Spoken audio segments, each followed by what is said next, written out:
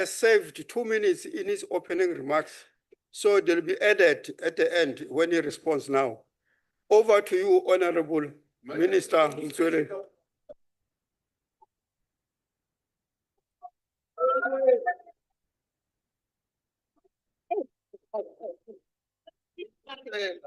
So I've got 7 minutes. Okay.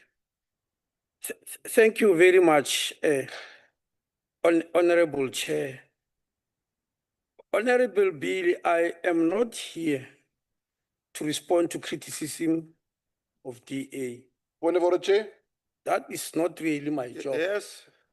On what are you raising? Chair, thank you very much. Rule 68. Yes. Rights of delegates to speak, Chair. There was a ruling in this House last week by the Deputy Chair of this House to say that you cannot add time on at the end of somebody's sweep. Right. There was a ruling, so now you are changing that ruling. So what happened to conventions? All right, thank you, Chair. Thank you, Honorable Badenhorst. Your point of order is not sustained because this minute is coming from the minister himself. It's not taken from another member. It is from his own speech. He reserved that. That's why when Honorable Steenhuisen was speaking here during his budget vote debate, he had 15 minutes before and then had 10 minutes at the end. It was his time because the ministry is provided for 25 minutes, so it is within his rights. Over to Minister. Yeah, I'm not here to respond to any criticism by DA. It's not necessary to do so. But I am here to clarify when people are going wrong and misleading the public. Yeah, firstly, we do not push the debate to NHI. We are pushing it to equity in healthcare. And in that case, we are not apologetic. Equity in healthcare. The concept of universal health coverage was not brought about by ANC. It's a concept brought by the World Health Organization and adopted by United Nations. I don't remember any country on earth when the debate took place at the United Nations to adopt universal health coverage. I don't remember any country standing against that. That is why the 12th has always been chosen, the 12th of December, as Universal Health Coverage Day. Now, many people in our country, including yourself, sir, have adopted their own definition of universal health coverage. They define what it is and how it should work, not what the originators meant. The originators of universal health coverage, which is the World Health Organization, did not just dream about a new type of healthcare system. It was out of many years' experience of observing how healthcare systems are run around the world. One of their major experiences was that whenever human beings on this planet access healthcare, whatever healthcare is available, when they access it, they usually suffer financial hardships. And the World Health Organization has got figures, not in millions, but billions, of people who, in terms of the poverty data line, were not classified as poor, but they got poor because somebody in the family got sick and needed health care, and they are suddenly very poor. And this observation was made over many decades, and they found that is because not all people on this planet are covered objectively in terms of universal health coverage. Now, Honorable Duplessis, you came up with two concepts that are different.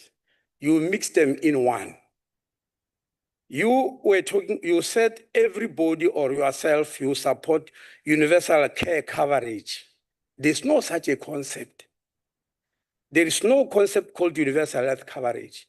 These are two different concepts. There is universal health care, abbreviated as UHCare. Then there's universal health coverage, abbreviated as UHC. They might be related, but they are different. Universal health care is a system that delivers medical services to people, regardless of what type of medical services are there, how to receive them. As long as you deliver medical services, that's universal health care. But universal health coverage specifically speaks about money from each individual. Its goal is that when everybody access quality health care, they don't suffer hardships financially and so fall below the poverty that I'm lying. It answers three questions, universal health coverage. Who is covered?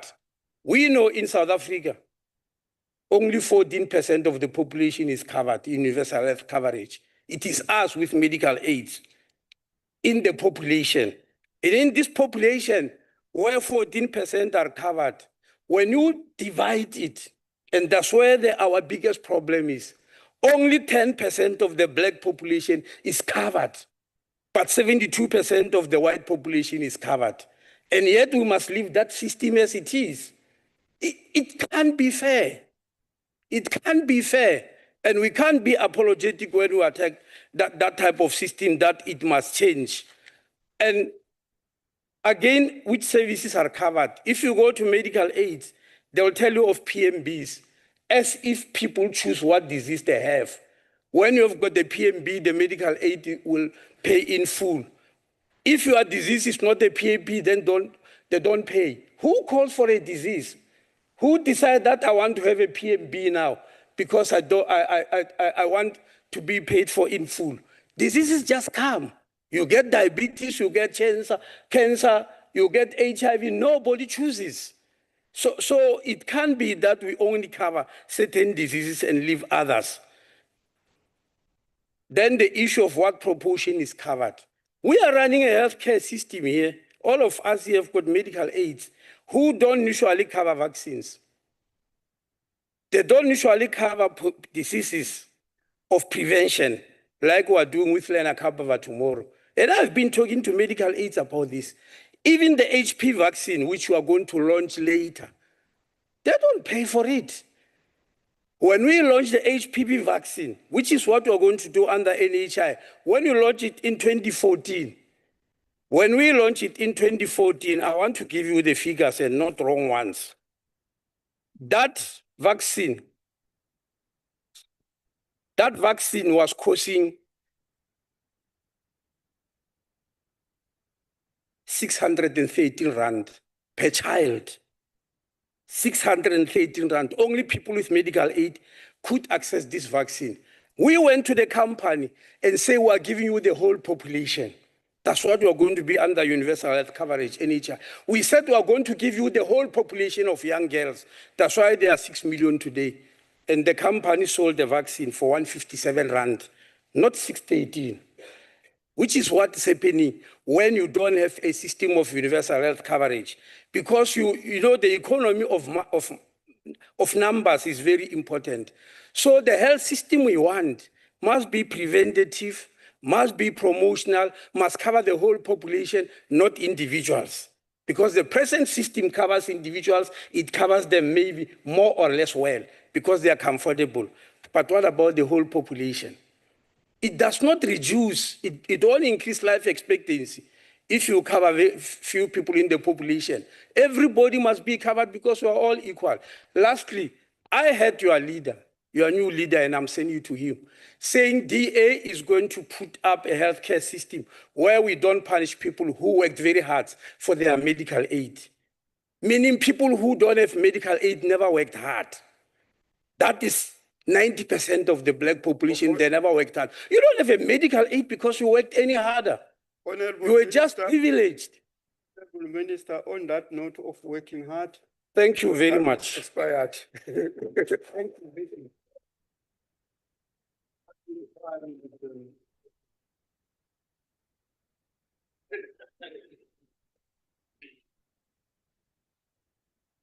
Honorable delegates, I think that as this chamber, we must appreciate the team health because the participation of the various MECs into this debate was very encouraging. So it means that it shows the minister that you are leading a very solid team. Thank you for the job well done. Honorable delegates, We will now proceed to the second order of the day, the policy debate on budget vote 19, social development. Can we have the change of guard before we start?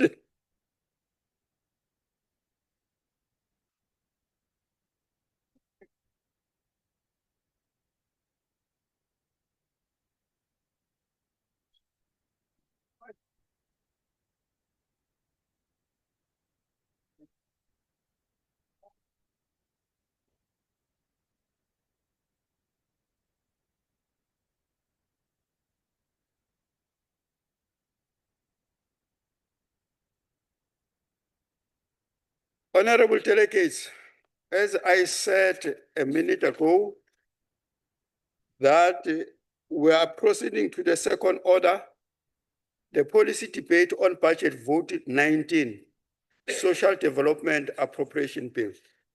I now call upon Honorable S. Chikunga, Acting Minister for Social Development, to open the debate. Over to you, ma'am.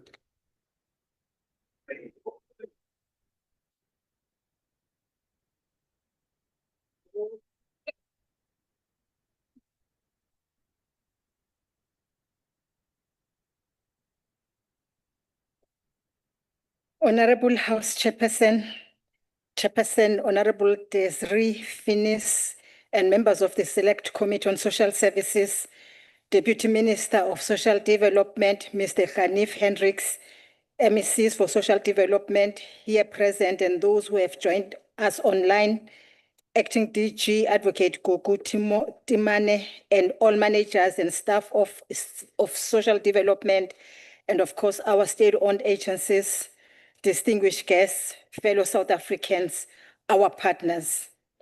Honorable Chairperson, I'm deeply honored to rise before the National Council of Provinces in my capacity as Acting Minister of Social Development to table budget vote 19 of the Department of Social Development for the 2026-27 financial year.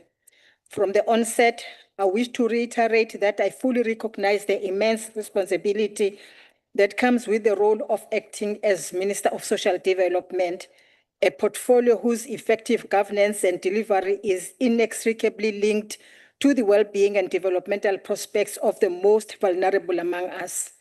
For as long as I'm entrusted with this responsibility, I pledge to carry it with utmost diligence and integrity. I'm deeply honored by the trust bestowed upon me by His Excellency President Cyril Ramaphosa, and I pledge to work with everyone in the sector in delivering on this critical Department of Social Development mandate. It is against this background that I wish to lead with the words most often attributed to Hubert Humphrey, who said, and I quote, "The moral test of a government is how that government treats those who are in the dawn of life, that is children, those who are in the twilight of life, the elderly, and those who are in the shadows of life, the sick, the needy, and those living with disabilities," unquote.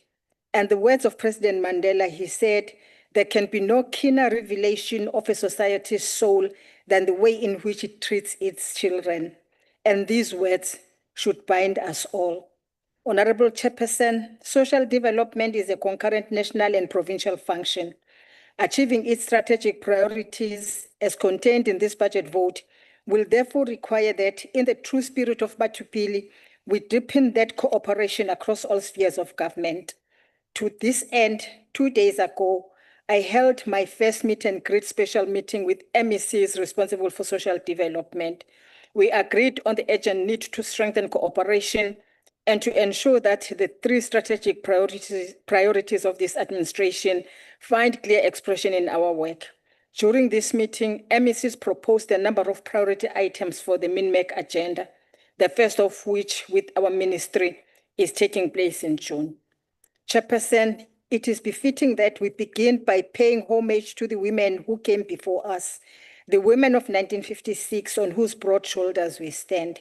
The year 2026 marks a platinum jubilee, that is 70 years since 1956, when our mothers took the apartheid regime head on and paved the way for all of us, both men and women. We honor their demand for development to be women-led and for substantive representation in all spheres where decisions are made and power is exercised. Through their activism, our society has made serious headways in eradicating the exclusion of women from leadership and decision-making structures, from property rights, and from educational opportunities. Today, ours is to take active measures to ensure that women are found in all spaces where power is exercised and economic hierarchies are disrupted. As we table this budget vote in the month of June, we celebrate 50 years, a golden jubilee, since the young person took the bull by its horn and defeated the tyranny of Bantu education. On this 30th anniversary of our Constitution and Bill of Rights, we honor those who laid the ground for a compassionate, caring, and more human society.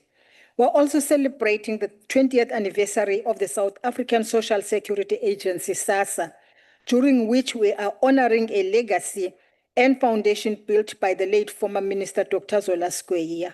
For 2 decades, SASSA has stood as a constitutional promise kept to shield millions of vulnerable communities from the indignity of poverty through the expansion of our social protection safety net.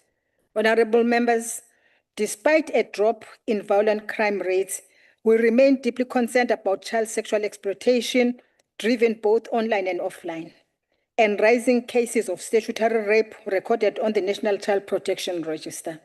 This year, alongside the Child Protection Month program currently underway, we are working to shine the spotlight on these twin challenges confronting our nation. The official closing ceremony is scheduled for 7 June at Ezibeleni under Inoki Mgijima Local Municipality, Eastern Cape Province, one of the hotspot areas. We've been rallying society beyond the Child Protection Month as part of the 368 Days Child Protection Program of Action. Protecting children is a shared national responsibility. In isiZulu, we say, umntwana wakho ngumntwana wam. Your child is my child, and my child is your child.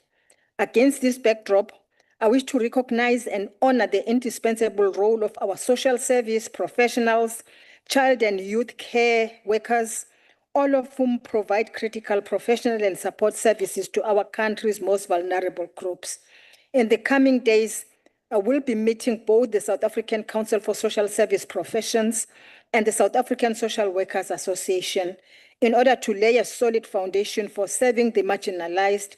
Without our social services professionals, our work is incomplete. Honorable members, with only 4 years left to realize the ambitious vision of the National Development Plan, our budget takes its cue from President Cyril Ramaphosa's State of the Nation address under the theme, A Nation That Works for All, and sets out a clear course of action on how the Department of Social Development portfolio will contribute to the medium-term development plan's 3 strategic priorities.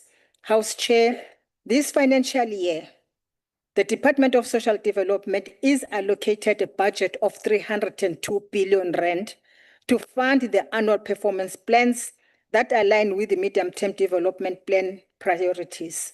Of this amount, 293 billion rand, which constitute 96.7% of the DSD budget allocation, is allocated to social assistance program for direct monthly transfers to children, older persons, and of course, persons with disabilities.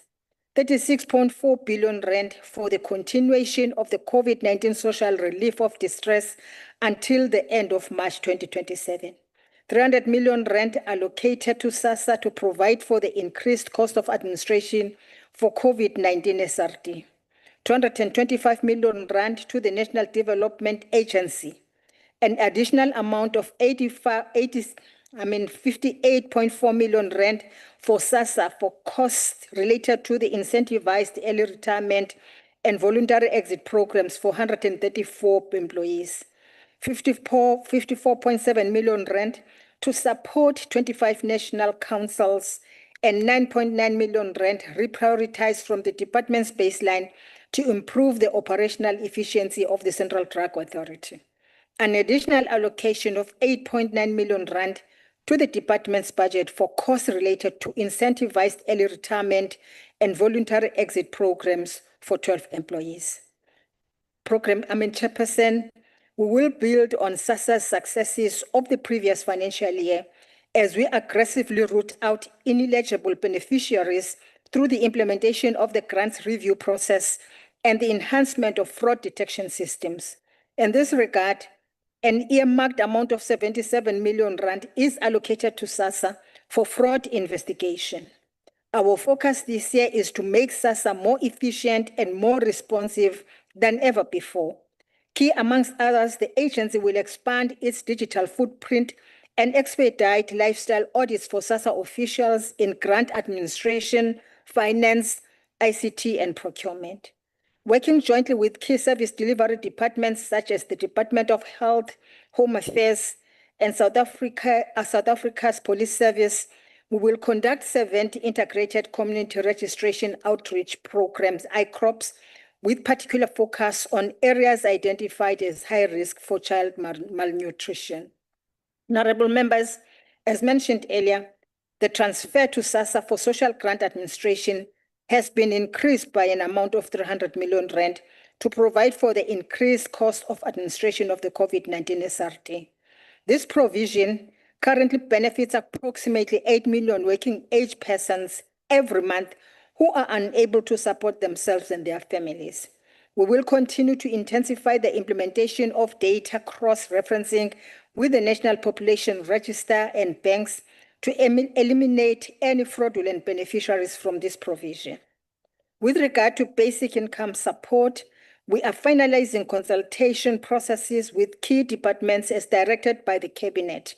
We intend to retable the revised policy proposals, inclusive of cost implications and linkages to economic opportunities, in the second quarter of this financial year.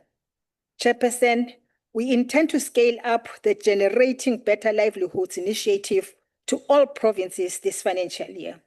The pilot phase of this initiative, which we implement in collaboration with the Finmark Trust and BRAC, was piloted in Free State, Gauteng, and KZN, and it is working. Honorable Chairperson, the National Development Agency has supported the establishment of a community-owned enterprises in all 9 provinces across the country. To augment its budget allocation of 225 million rand, the National Development Agency has set itself an ambitious target of raising over 40 million rand this financial year. Last month, I had an opportunity to visit one of the NDA-supported and youth-led initiatives called Sozo Foundation Trust at Vrygrond here in the Western Cape. Here I saw thriving young entrepreneurs in the areas of food and catering, beauty and personal care, clothing and creative industries, and renewable energy solutions. The agency will continue to prioritize similar high-impact initiatives. An amount of 9.9 million rand has been reprioritized from the department's baseline to improve the operational efficiency of the Central Drug Authority. While we are waiting the recommendations of the joint portfolio and select committees for the appointment of new CDA members, we are concurrently finalizing the cluster consultation on the National Drug Master Plan 2026-2030 before taking it to Cabinet. Consistent with the NSP, that is National Strategic Plan on Gender-Based Violence and Femicide, we are expanding access to shelters and psychosocial support services for survivors of gender-based violence. Together with the provincial departments, we provide financial support to 142 shelters across the country. Courtesy of the National Lotteries Commission, these measures will be augmented by the deployment of around 60 contract social workers and 100 GBVF ambassadors to strengthen prevention and response interventions, focusing on the 30 identified GBVF hotspot areas. We are grateful to the European Union Gender Equality and Women Empowerment Program. With their support, we'll be able to establish 4 new shelters, 2 in the Waterberg and Vembe district in Limpopo, 1 in Kenneth Kaunda district Northwest, and 1 in John Taule Gatsiwe district in Northern Cape. We are on track to roll out the integrated digital platform for NPO registration and reporting system, which will allow real-time monitoring of compliance and early identification of NPOs at risk of money laundering and terror financing. During this financial year, we intend to finalize the following legislative and policy priority matters: the Sexual and Reproductive Justice Strategy for South Africa, table the National Drug Master Plan 2026-2030 to the Cabinet, finalize consultation with NEDLAC on the Children's Amendment Bill in preparation for its introduction to the Cabinet and Parliament, finalize the regulations to bring the Older Persons Amendment Act into effect. On a related matter, we intend to finalize the National Strategy on Aging for South Africa. Honorable Chair, we are prioritizing strategic partnerships with key sectors of our society. To this end, we have begun engagements with ESCOM Foundation, Seriti Institute, among others. We're also in consultation with key sector departments on the implementation of the sector strategy for the employment of social service practitioners. Honorable Chairperson, before I conclude, allow me to reflect on some of the commitments we made to this august House and achievements. We're on track, and I'm pleased to report that the new Department of Social Development organizational structure has been approved by the Department of Public Service and Administration, and it is being implemented concurrently with the change management and transformation agenda. We have filled 5 critical posts of SASSA regional executive managers in the Free State, Limpopo, Mpumalanga, Northern Cape, and Western Cape. We're on course to fill the same posts for Gauteng and Northwest in the second quarter of this financial year. On a related matter, we have recently finalized the process for the appointment of the Executive Director, Inspectorate for Social Assistance, which will soon be tabled to Cabinet for approval.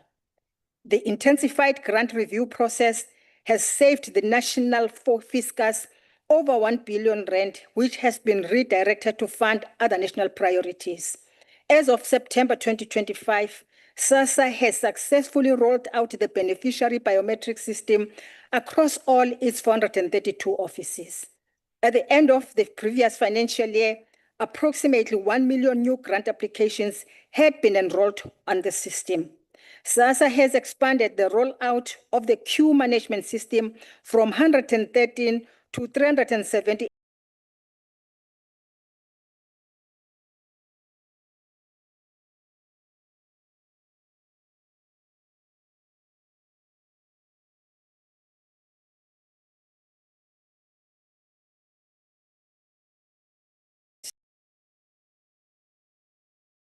We stand at the years since the adoption of our revolutionary constitution. Let there be no doubt, the foundational principles of human dignity, equality, and socio-economic rights are not just words on a page. They are the very fire in our belly, the unwavering bedrock of our developmental ambitions. These ambitions are woven into the very fabric of the national democratic society we are so passionately building.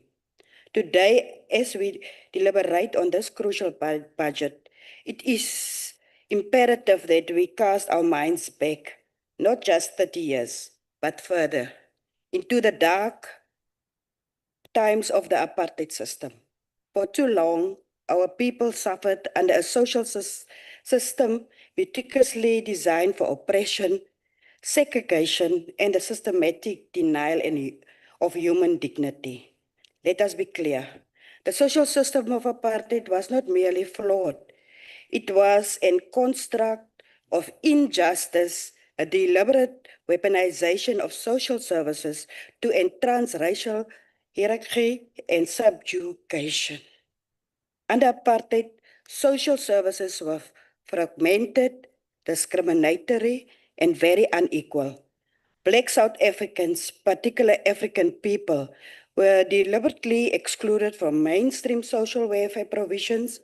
Their needs were relegated to underfunded, poorly administered Bantu departments or entirely ignored.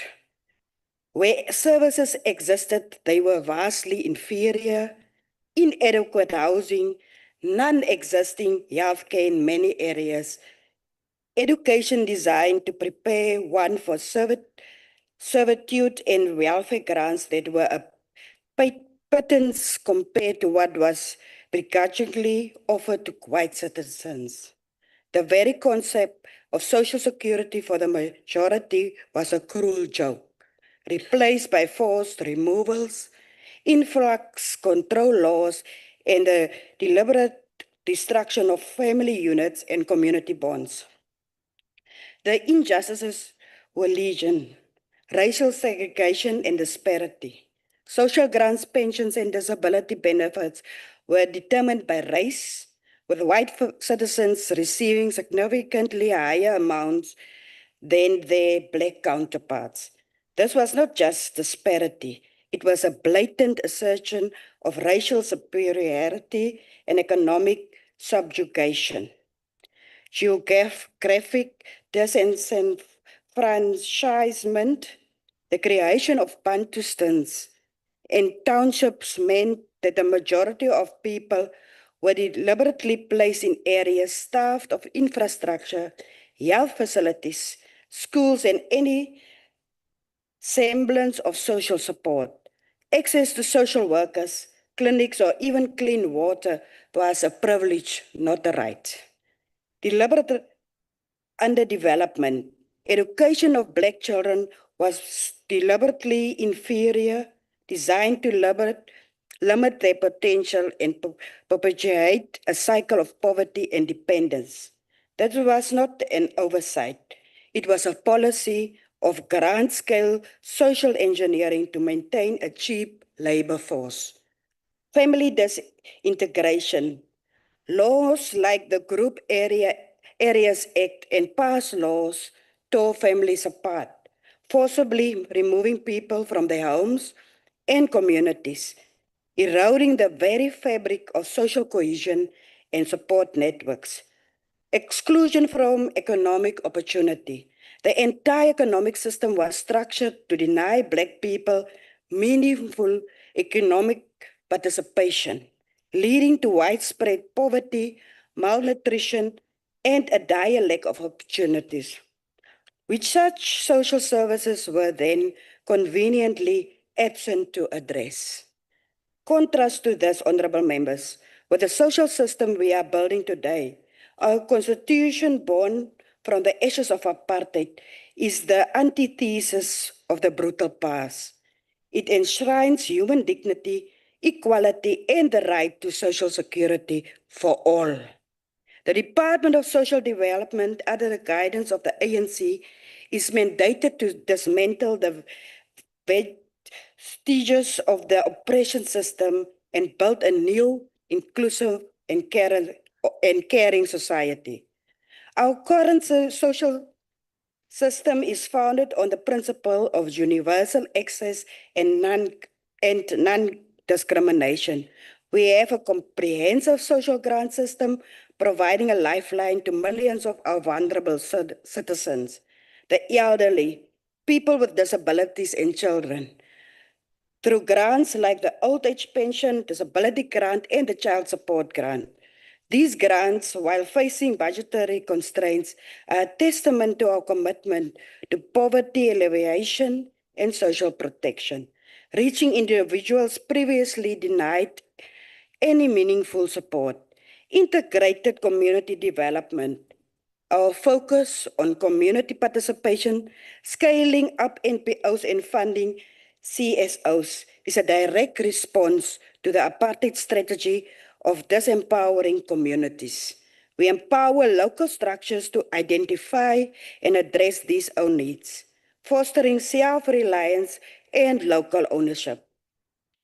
Child protection services, the very idea of extracting children from the streets and providing foster care and care dependency grants is a radical departure from apartheid's neglect and dehumanization of Black children. We are building systems to ensure every child has a safe, nurturing environment. Addressing social ills with Ubuntu, our commitment to rooting our social ills and building safer communities is steeped in Ubuntu. This is a rejection of the apartheid state's use of violence and division, replaced by the vision of mutual respect, healing, and collective well-being. People-centered social security. We are striving for a social security system that is not just a safety net, but a trampoline providing dignity and pathways to economic inclusion for all. This directly counters apartheid's design to exclude and marginalize. Yes, honorable members, we still face immense challenges. The structural inequalities forged by the apartheid run deep and persist, like I have just experienced outside after my health budget speech by Honorable Badenhorst. For calling his name in my speech, I have to do it again. According to him, I cannot write my own speech because I'm not white. That is how our people were bullied and humiliated during apartheid, and others are still doing it today, like Honorable Badenhorst. Poverty, unemployment, and inequality are not easily undone. But the fundamental difference is our intent, our mandate, and our constitutional commitment. We are building brick by painful brick, a social system rooted in justice, compassion, and the unwavering belief in the inherent worth of every South African, regardless of race, creed, or background. We are actively reversing the legacy of apartheid, not through vengeance, but through justice and development. This budget is not just numbers. It's our commitment to continue this yet noble journey. It is our promise to those who suffered under apartheid that the struggle was not in vain, and that we are building the society they dreamed of. I urge all members of this August House, with the weight of our history and the hope of our future, to support this budget vote with conviction and pride. I thank you, Deputy Chair. Thank you very much, Honorable Finis. The next person to participate is the Honorable Du Plessis for 7 minutes.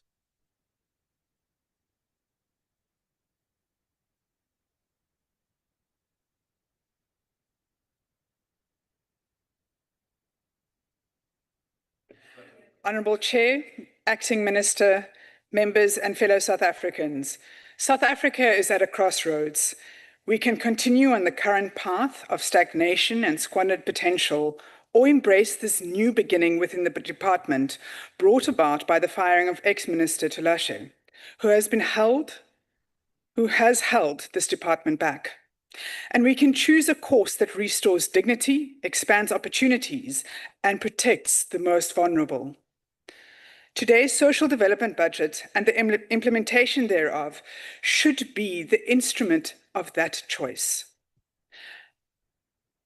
And it should move from barely patching poverty to building pathways out of poverty. There is no doubt that social protection is a constitutional imperative and a moral duty. The child support grant, the old age pension, and the disability grant keep millions from destitution. But this duty has often been misused as a license to obfuscate fraud, corruption, and plain complacency. When this happens, this House must insist on reform and not political rhetoric. 3 principles should guide the budget. The first is dignity through reliability. Pay the correct grant to the correct person on time, every time. The second is value for money. Every rand must reach a person in need, not a middleman, not a corrupt official, not a politician, and not a loan shark. The third is mobility. Social protection must be a springboard into education, work, and enterprise. It must not perpetuate state dependency. Further, On reliability, the DA welcomes steps towards end-to-end digitization at SASSA, but targets must be binding. We propose on value for money that we cannot tolerate any leakage while children are stunted and mothers skip meals.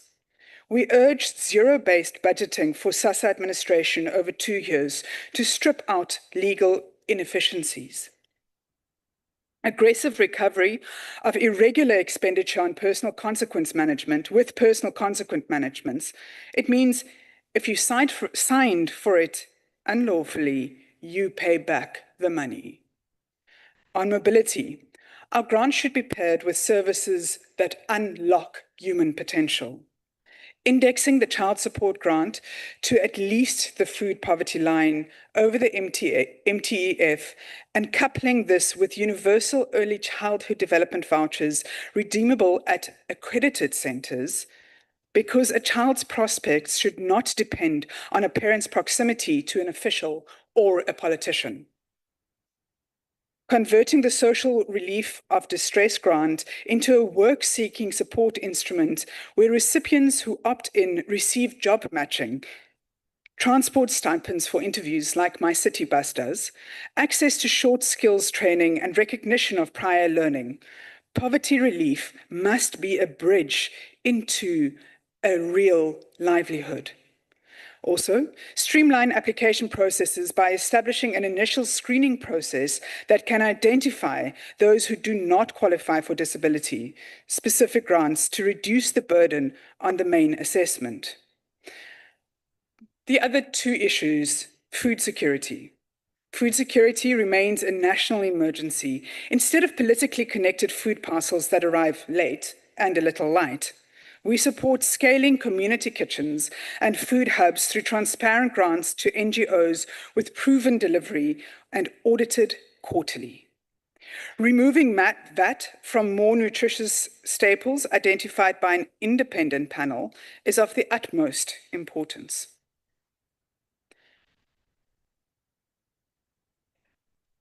Closing wasteful programs is important because we need to fund by this and not by increasing the tax burden on working families. Another crisis is gender-based violence. And it is not just a department crisis, it is a criminal crisis. But within this department, we need to expand the network of social workers and auxiliary workers with performance contracts focused on the case resolution and survivor support. In addition to that, we need to ensure that the National Register for Sex Offenders is integrated into hiring for all child-centered services, public and private. To finance this agenda without reckless borrowing, we propose reprioritization. Every inefficiency is a meal stolen from a child, a shelter bed denied to a survivor. Good policy is not partisan, it is practical. Where the department meets measurable standards, we will support it. Where it falls short, we will hold it to account. An example of this is the funds that the department misappropriated in the last budget cycle from the Central Drug Agency, or that it is almost impossible to get hold of a social worker to assist the vulnerable in Gauteng. I have tried many times. In the Western Cape, we have shown that transparent procurement, community partnership, and relentless data tracking improve outcomes. South Africans do not want ideology. They want systems that work. The DA stands ready to support a social development budget that protects dignity today and expands possibilities tomorrow. One that turns sense into results and compassion into capability. Let us choose the course that restores dignity together and measure ourselves not by our speeches, but by the lives we have made better, the lives of the most vulnerable in South Africa. I thank you.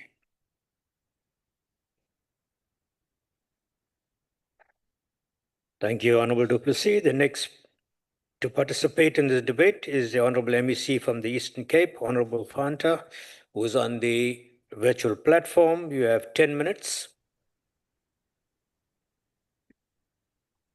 Thank you, Chair, and good evening.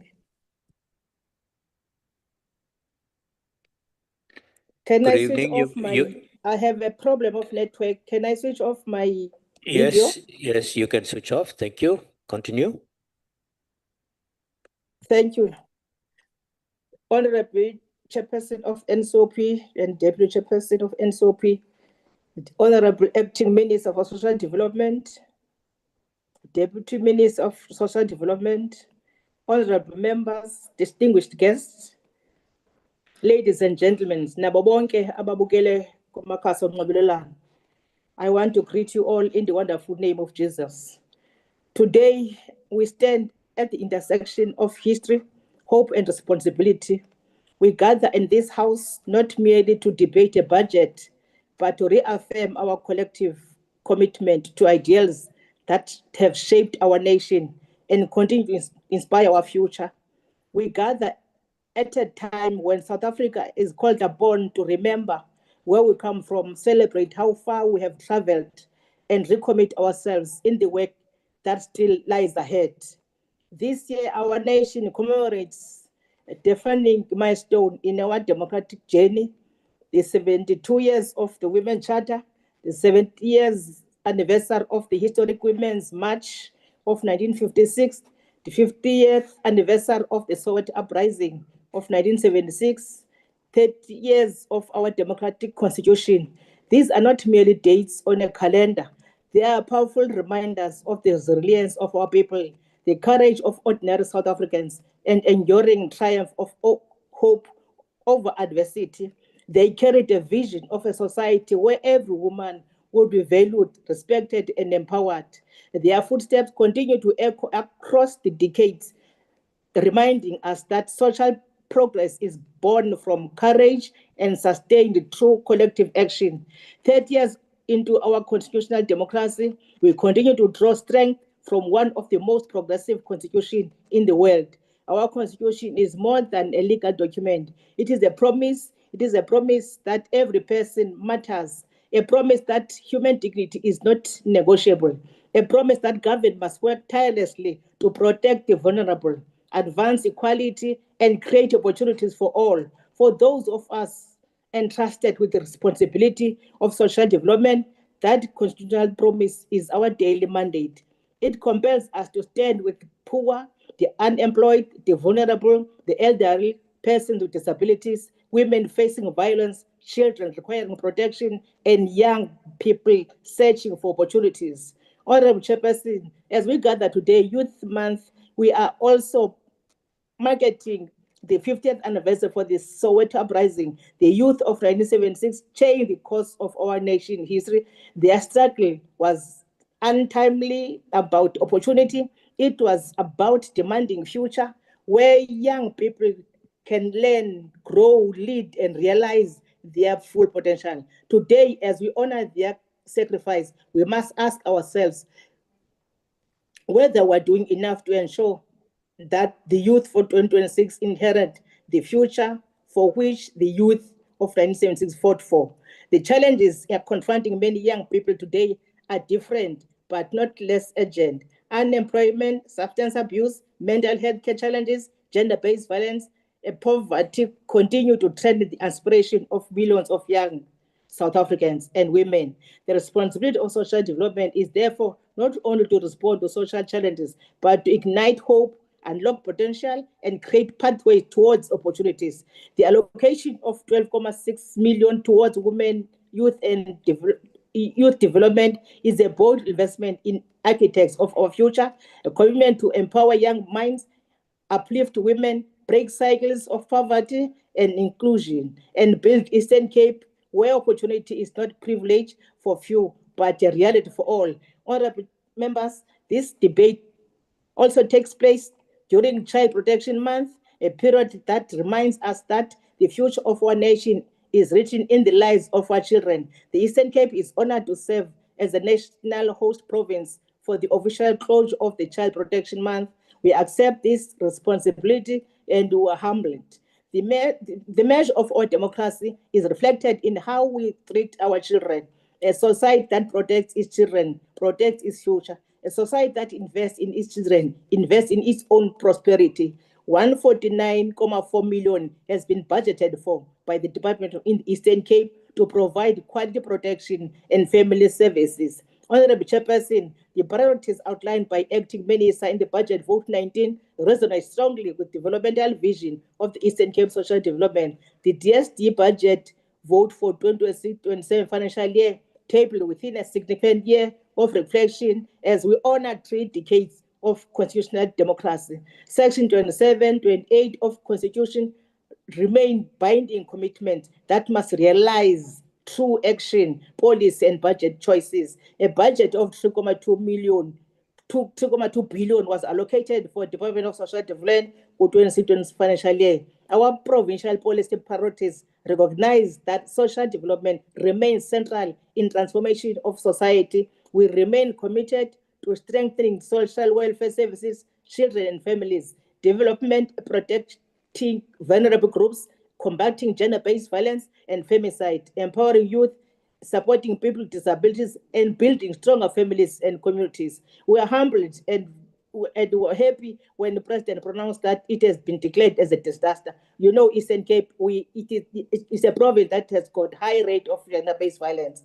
We understand that economic growth and social development are not competing priorities. They are mutually reinforcing pillars of capable, caring, and inclusive state. It is this reason that Eastern Cape Social Development has been allocated 50 million towards the employment of social workers and provision of essential tools of trade.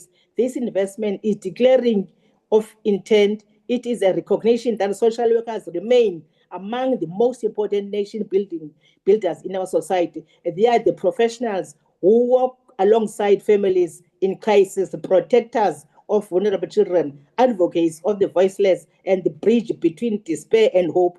At the time when communities are facing complex social challenges, this investment strengthens our ability to intervene early, protect the vulnerable, and restore dignity where it has been eroded. The allocation of 50 million is therefore not merely a budgetary provision, it is an investment in the people. In addition, the 14.6 million has been set aside to give effect to the professionalization enhancement of technical skills for social service practitioners. It is an investment in the stronger families. It is an investment in safer communities. It is an investment in more caring society. Honourable members, we are committed to promoting access to safe and hygienic sanitary dignity to indigent young girls in the province. 204 to 157,000 young girls will benefit from this program in quintile 1 to 3 to a tune of 46 million. Gender-based violence and femicide remains one of the greatest challenges facing our nation, leaving a trail of trauma, lost and broken communities. It is a nation disaster that demands a decisive and compassionate response from all sectors of society. In the Eastern Cape, the Department of Social Development has allocated 36.1 million to strengthen GBV response services, ensuring that survivors receive the care, support, protection, and healing they need. This investment reaffirms our commitment to restoring dignity, survivors, supporting their recovery, and creating a safer communities where women, children, and vulnerable persons can live free from violence and fear. As Eastern Cape, we remain committed to this noble mission and to working alongside the National Department of Social Development to build a society in which every person is valued, included, and empowered. It is therefore with this conviction, confidence, and optimism that Eastern Cape pledges the full support of this budget vote 19. We support Minister for bringing us this wonderful budget, and we're hoping to work hard to change the lives of our people. I thank you, Chairperson. Thank you very much, Honorable MEC. We now move on to the next MEC, also on the virtual platform from Gauteng, who has 10 minutes. Thank you, Honorable Chair. Chair, with your permission, if you allow me that I switch off my camera because I have connectivity problems where I'm sitting. Can you switch it on just for a few seconds so that we see who it is? Yes, Chair, I'm here, Chair. Thank you. All right, thank you very much. Thank you, Chair. Thanks, Chair. Chair, let me start by greeting yourself, then greet the honorable members of the House and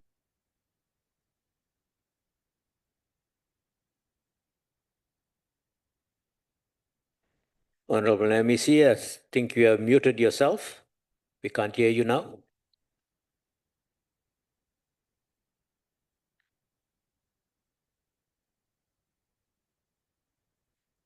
Honorable MEC, can you hear me? I think we have. For the Honorable chair. I'm with All you, right. Chair. Sorry, yeah. Oh, okay, we can hear you now. Let Please me go greet ahead. you, Chair. Great Honorable Acting Minister of Social Development, Ms. Chikunga, Deputy Minister, Chairperson of the Select Committee, Honorable Members, fellow MECs, distinguished guests. The Gauteng Provincial Government fully supports the budget vote as presented by the Honorable Acting Minister for Social Development. For social development. We do so because this is people's budget. It is a budget for social transformation, sustainability, and empowerment. It is a budget that seeks to restore dignity to the vulnerable, strengthen the social fabric of our communities, and advance the constitutional promise of a caring and developmental state. It provides government with the necessary instrument to intensify the fight against gender-based violence and femicide, strengthen child protection, combat human trafficking, and build resilient communities that are capable of overcoming poverty, inequality, and social exclusion. It is as we debate this budget, we do so during the Child Protection Week, a period that reminds us of a collective responsibility to safeguard the rights, dignity, and future of every child in our country. We do so while continuing to commemorate the 30th anniversary of our democratic constitution, a document that enshrined social justice as a cornerstone of our democracy. We also enter Youth Month as we prepare to commemorate the 50th anniversary of the June 16 uprising, honoring a generation of young people who sacrificed for freedom and whose legacy compels us to ensure that today's youth enjoy meaningful opportunities for development, empowerment, and participation in society. The great revolutionary thinker Amina Kalbar once reminded us that, I'll open quote, people are not fighting for ideas in anyone's head. They are fighting to win the material benefits, to live better and in peace, to see their lives go forward, and to guarantee the future of their children. Close quote. It is precisely because of this understanding that we support this budget. Social development is not an abstract concept. It is about changing the material conditions. It is about ensuring that children are protected, that women are safe, that young people are empowered, that older persons live with dignity, and that vulnerable households receive the support they need to improve their lives. Budgets are therefore not merely financial statements, they are instruments of social justice and vehicles for the realization of the constitutional rights.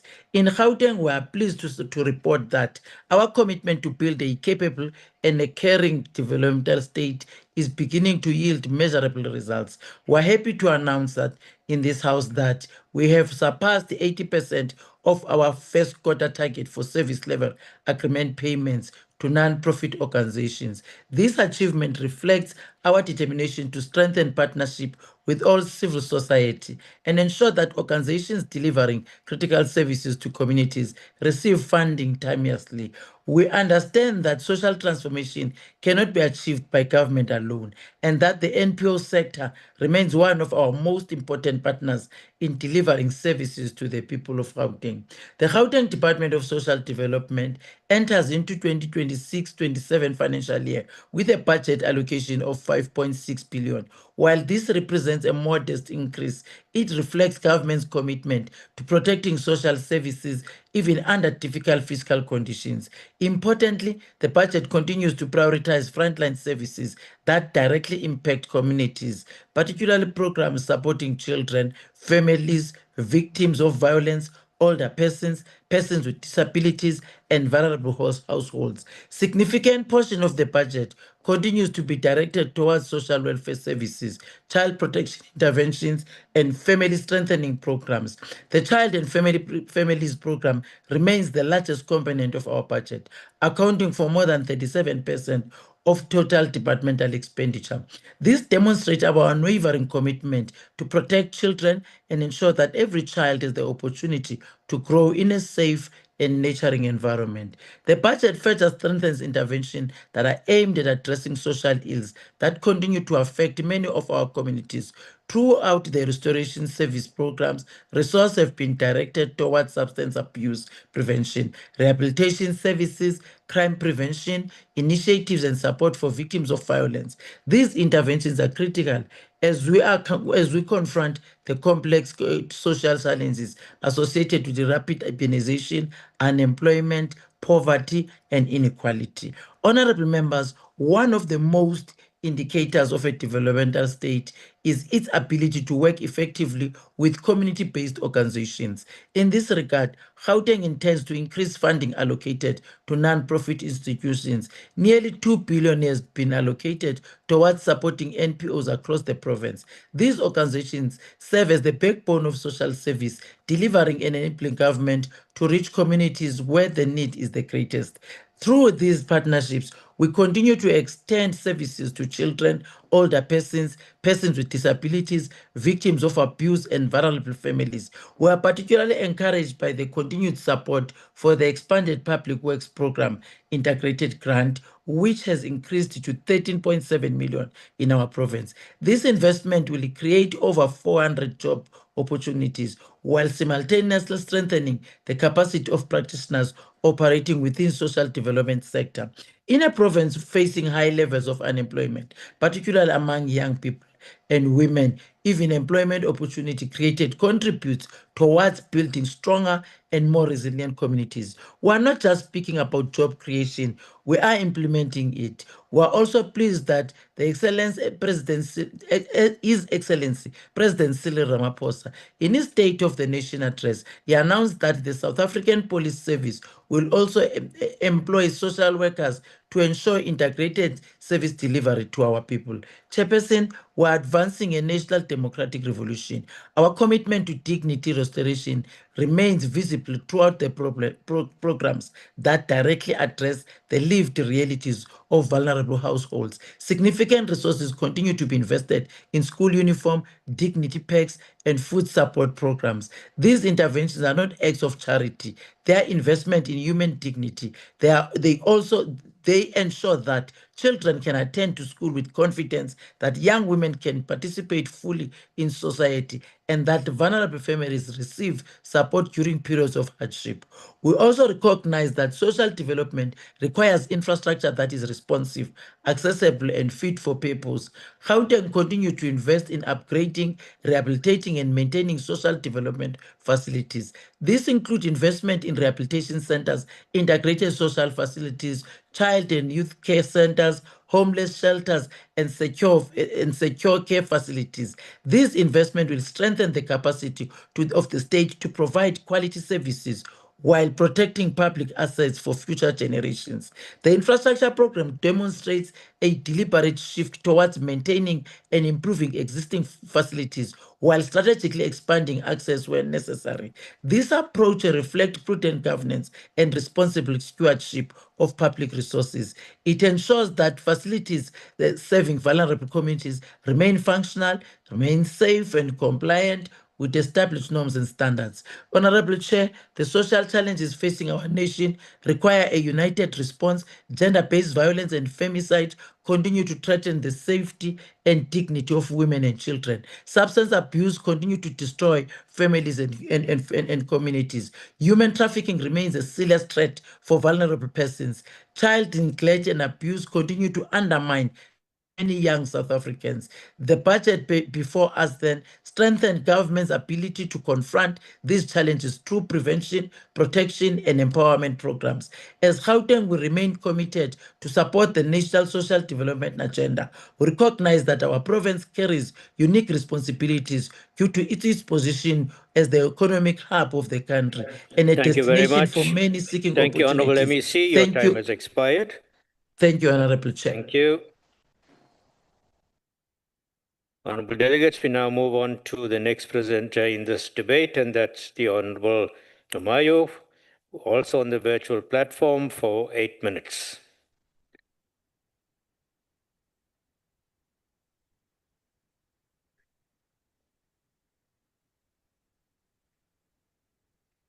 Honorable Numayo, are you on the virtual platform?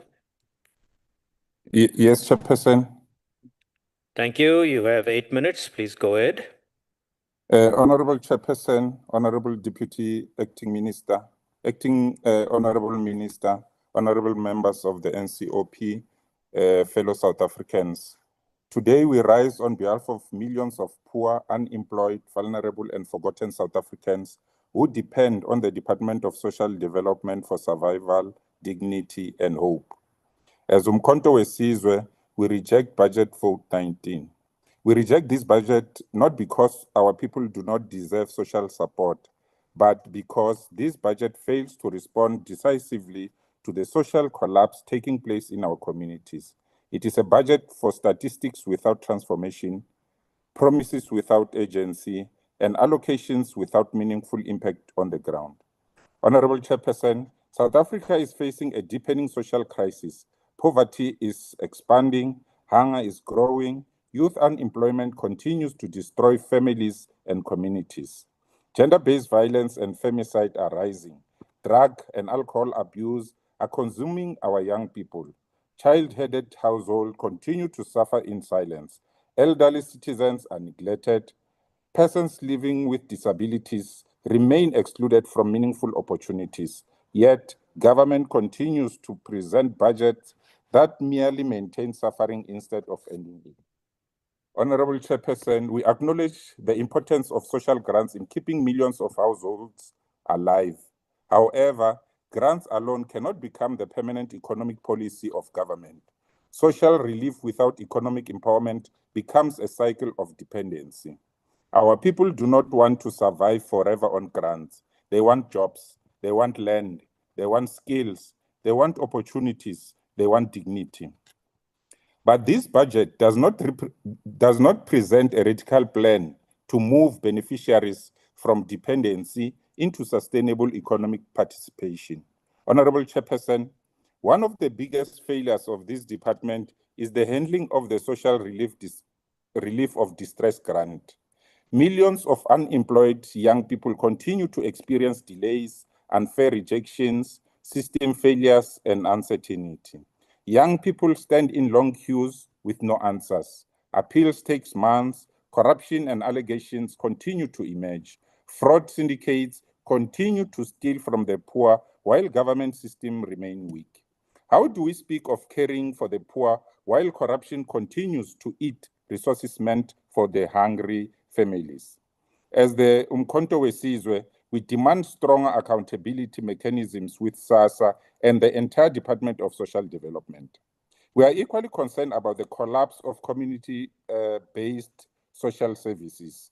Across all provinces, non-profit organizations and community care centers are underfunded and neglected despite carrying the burden of social support in poor communities. Government continues to praise social workers in speeches while failing to provide the resources they need. This budget does not adequately strengthen the front line of social development. Honorable Chairperson and honorable members, the crisis of gender-based violence and femicide requires a national emergency response.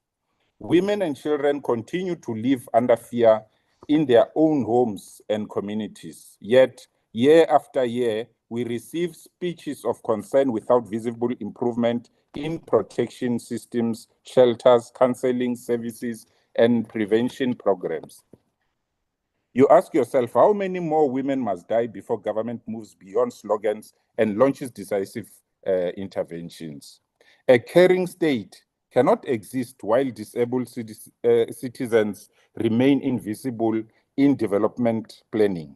Honorable Chairperson, we must also speak honestly about substance abuse and mental health.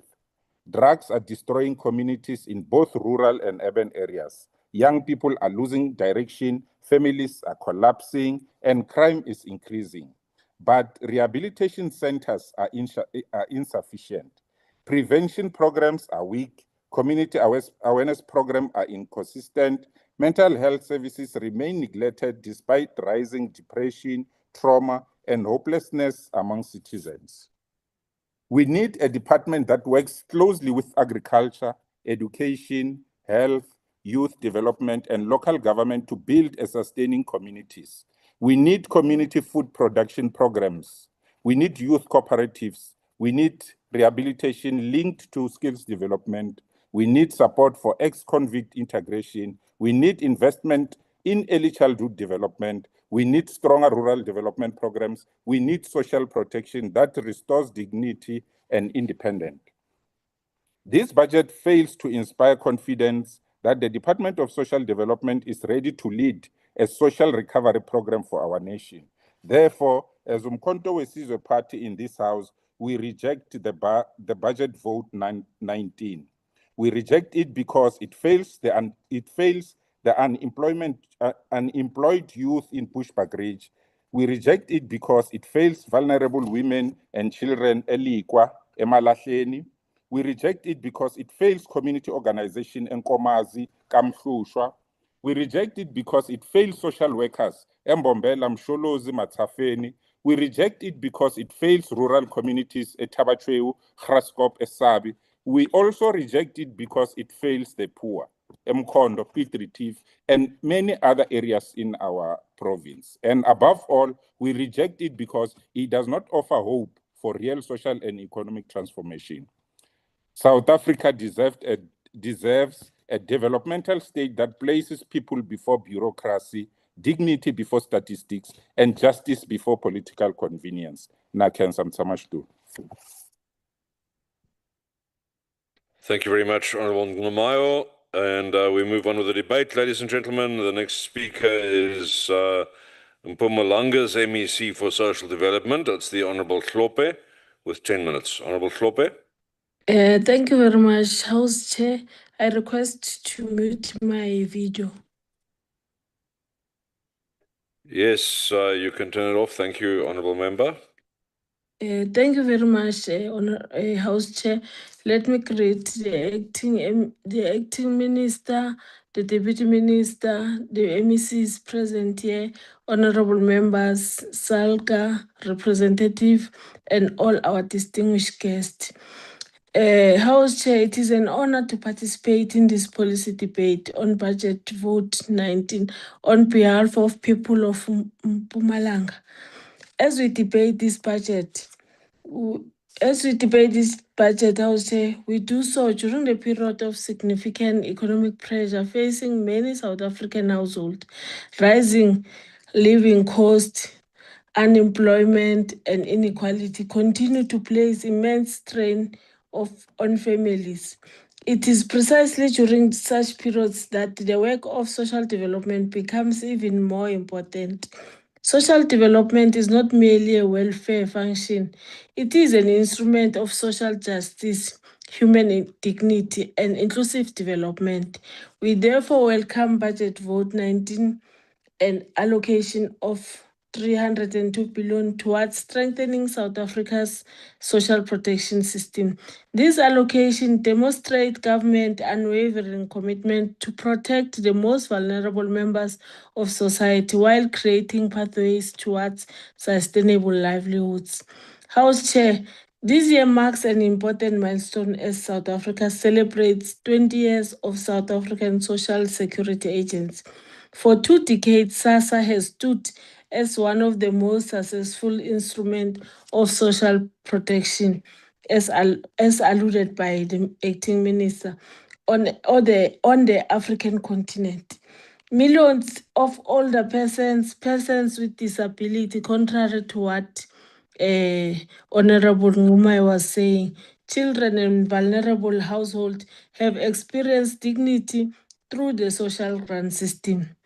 We therefore welcome the continued support for social assistance program, including the extension of the social relief of distress grant.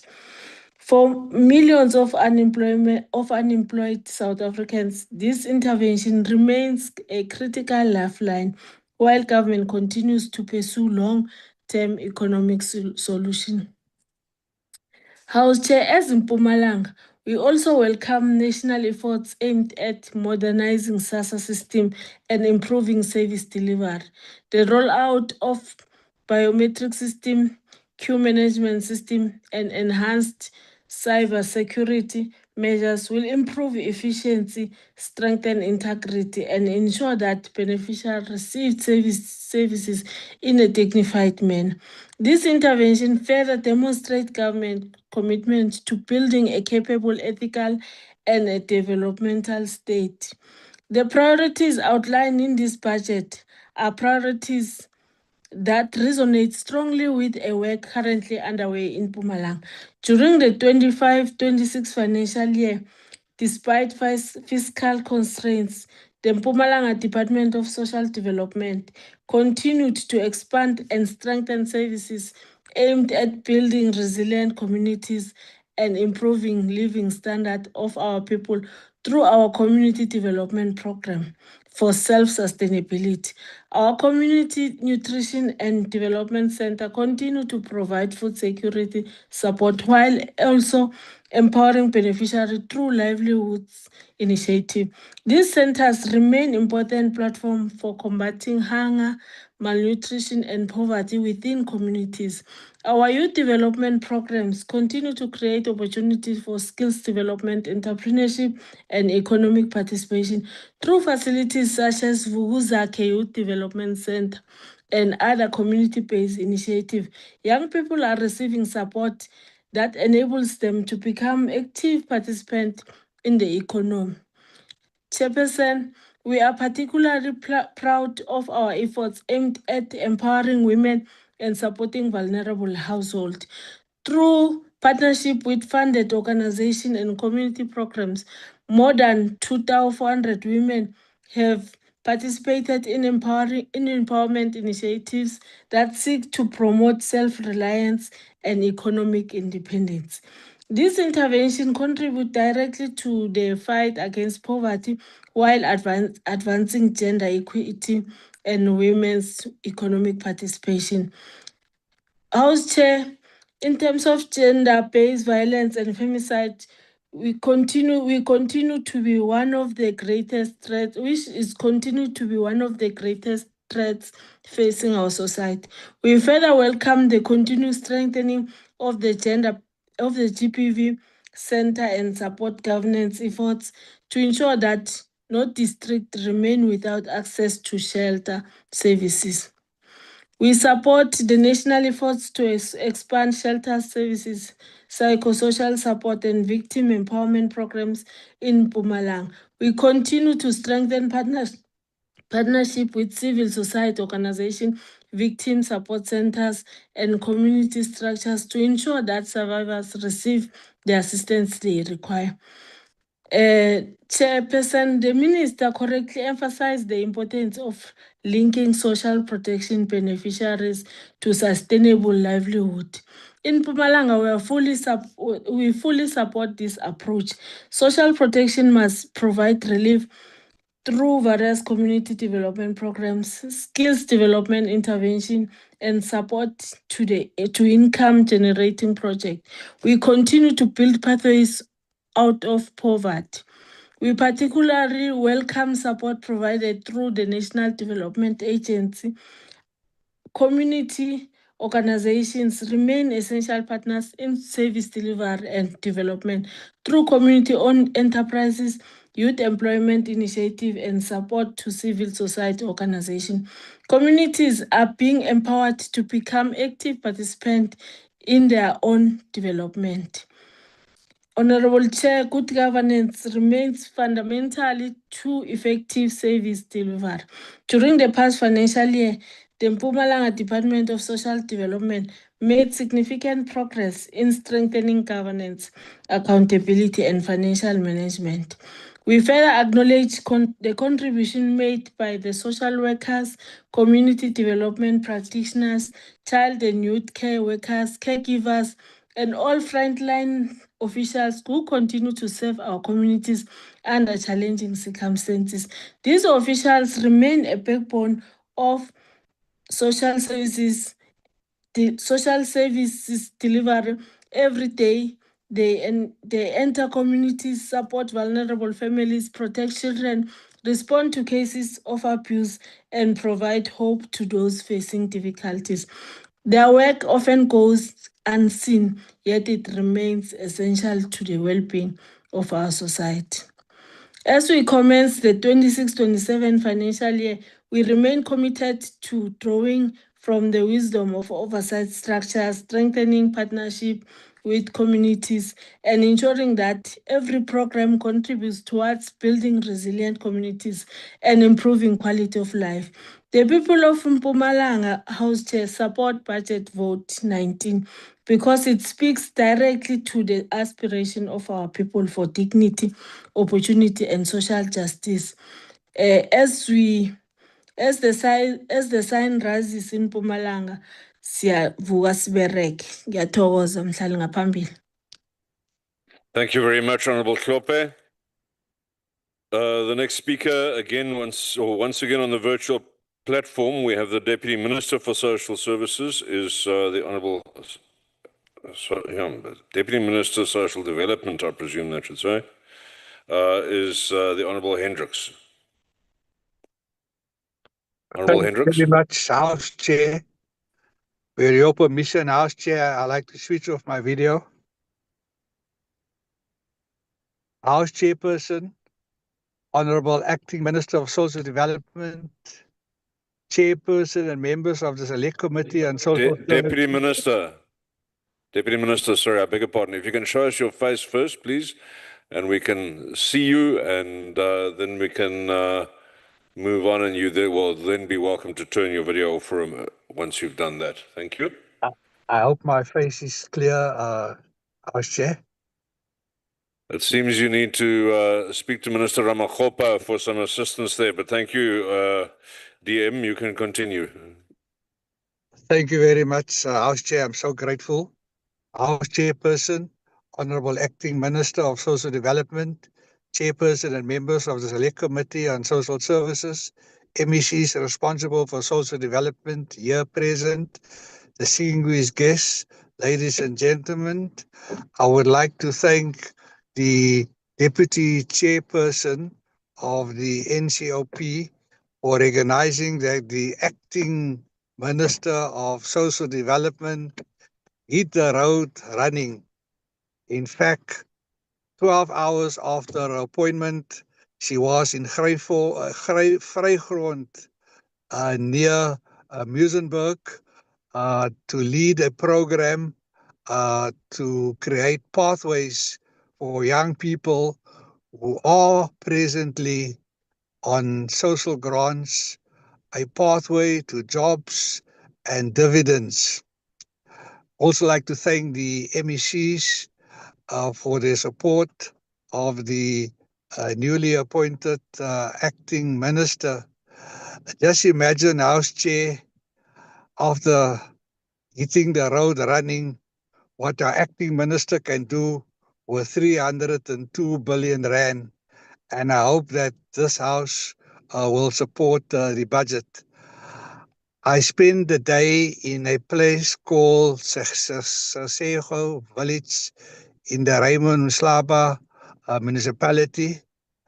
He was the first premier of the Eastern Cape, and all of government was present in a village that no one knew even existed. All of the private sector was there. All the seaters were there. Even the provincial commissioner of police was there. We had all those who count in South Africa present to join the traditional leaders under the leadership of Chief Zulu to start the process so that there is full employment in that village. And as you know, House Chair, most of the learners, nearly 400 of them that were present, the hall was overflowing. Most of them are in receipt of social grants. So we had a career expo, we had the universities there, we had nearly everyone there. So these learners in grade 11 and 10, we're making an early start to make sure that that particular village with this crop of learners that they will have full employment in that village and won't have to rely further on social grant assistance. House Chair, it's a privilege to participate in this important debate on Budget Vote 19 of the Department of Social Development. We do so at a time when millions of South Africans continue to depend on the social wage as a source of dignity, stability, and hope. This budget vote, therefore, speaks directly to the lived realities of our people in villages. And I'm so happy to be in a village delivering my budget contribution. In villages, townships, informal settlements, farms and cities across all 9 provinces. As a National Council of Provinces, we are uniquely positioned to assess not only what policies are adopted nationally, but how they impact communities on the ground. We heard the MECs talking. We are called upon to ensure that national priorities translate into tangible improvements. The Government of National Unity has identified poverty reduction and addressing the high cost of living as a key priority. These priorities are particularly relevant in provinces where unemployment, inequality, and vulnerability remain deeply entrenched. The Department of Social Development continues to play a central role in advancing these priorities through a combination of social assistance and development social services, the kind of work that we were doing in Sesego village today.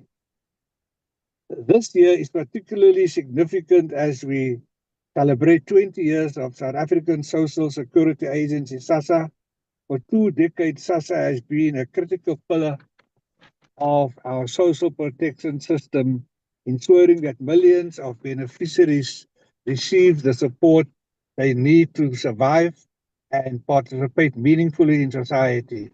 The department's allocation of more than 302 billion demonstrates government's continued commitment to protecting vulnerable citizens during difficult economic times.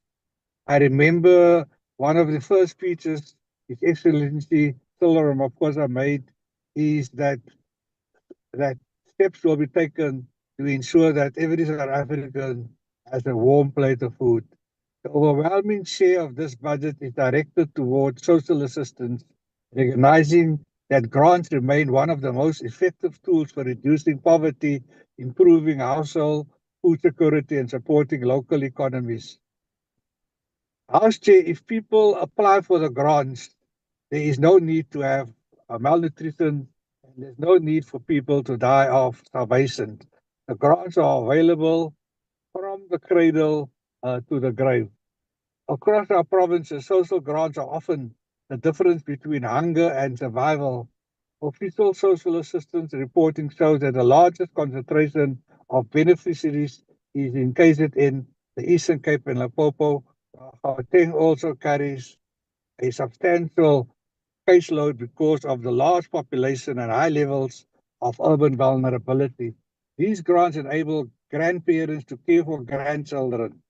As we celebrate 20 years of SASSA, we reaffirm our commitment to ensuring that the right grant reaches the right person at the right time. And as SASSA, with its turnaround strategy, SASSA is now capturing the imagination of the nation of the difficult last few years.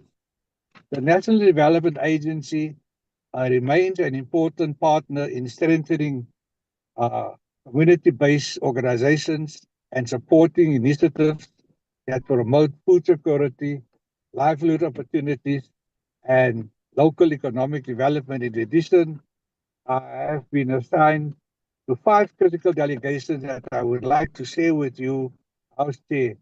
I'm responsible for combating substance abuse, and you've heard that we are now ready to submit the next 5-year drug master plan. We are ready to appoint a new central drug authority, and we are looking forward to implementation because we need to address the skirts of drugs. I joined the premier of Gauteng in Tembisa in a sports stadium, and a result of the MEC and the premier and also members of my department, we from the stadium sent 500 young children to beds in drug rehab centers. And that was an amazing achievement and was appreciated by the residents of Tembisa that we managed to find 500 beds. And we could send them straight from the stadium to these beds. I'm also responsible for older persons. I'm looking forward to the publishing of the regulations, which will soon be presented to Cabinet, because just too many of our older persons are being abused by young people. And I'm going all over the country to ask young people to stop this. It's not fair that our older persons should be abused.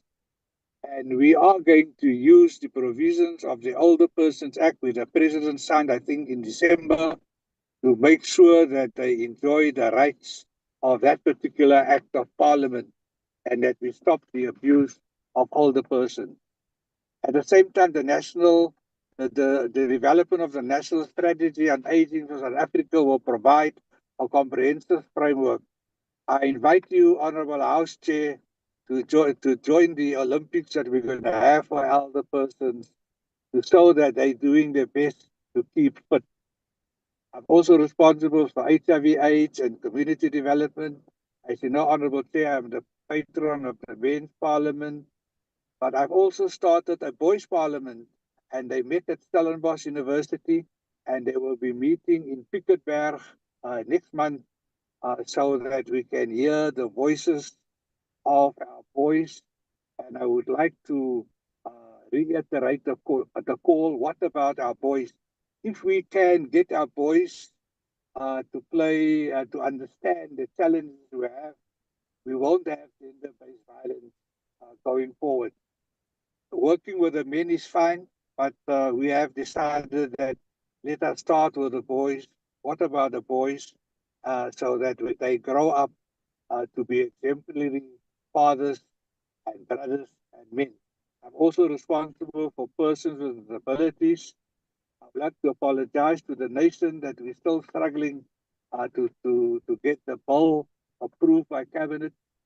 It has been sent back. We are redrafting it because Cabinet ministers had other ideas. And we also feel that it's important for persons with disabilities to have their own act of Parliament, and so that they can play their rightful role in society. However, policy is not enough. Our success will be measured by whether persons with disabilities in every province are able to access services, opportunities, and support without barriers. My personal call is that there should be full employment for people with disabilities, and not the present 7 or 8 or 9%. There should be full employment, and the country should be bold enough to put steps in place so there is full employment for people with disabilities. We will continue working with provincial department and stakeholders. We're having a MINMAC very soon. There was a meet and greet online, but we like to meet with them because an acting minister feels that they are the hub of the department, and we really want to benefit from their expertise. Working together across provinces, the success of Budget Vote 19 ultimately depends on effective implementation across all spheres of government. The National Council of Provinces has an important role to play in strengthening accountability, oversight, and cooperation between national, provincial, and local government. We cannot work in silos, House Chair. As we implement this budget, we must continue sharing best practices across provinces, strengthening institutional capacity. The challenges facing our people may vary from province to province, but our commitment to social justice, human dignity must prevail. In conclusion, Budget Vote 19 is fundamentally about investing in people. We have an acting minister that is going to make good use of that 302 billion rand that we hope you will approve, House Chair. It is about protecting the vulnerable, strengthening families, empowering communities, and ensuring that no South African is left behind. Together, let us continue working towards a South Africa where dignity is key and is socially, legally protected. I also want to say that we have launched a family strengthening program.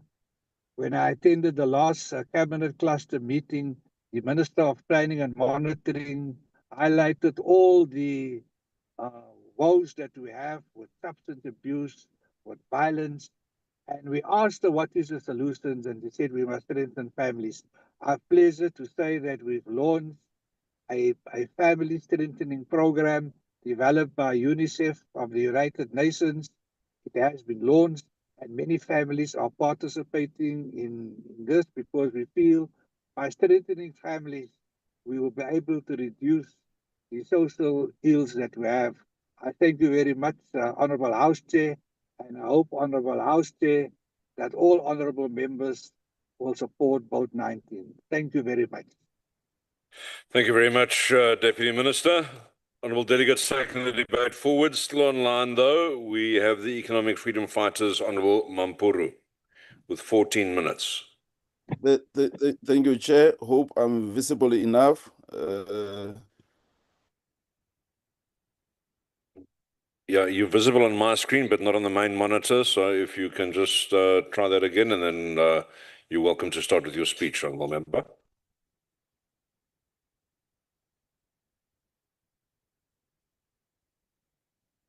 If you can unmute and go ahead, Honourable Mampuru.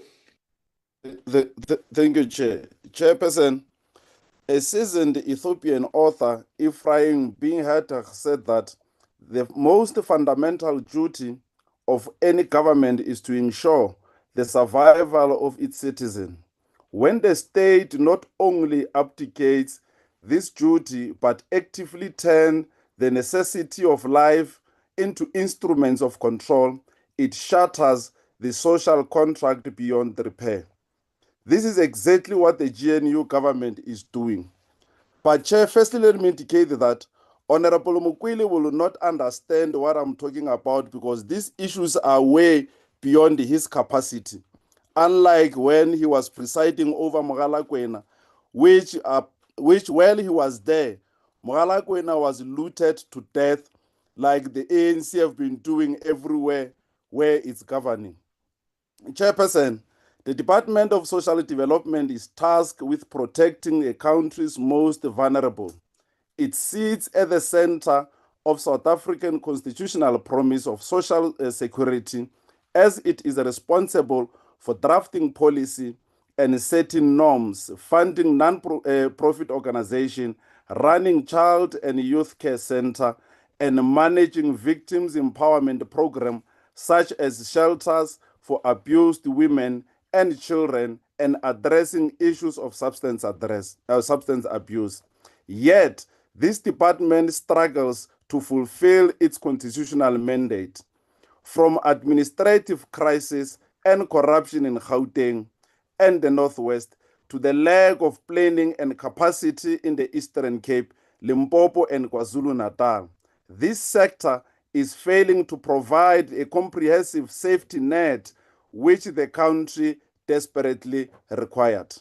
Honorable Chair, the Department of Social Development is supposed to be a lifeline for our people, but right now it is completely failing the system.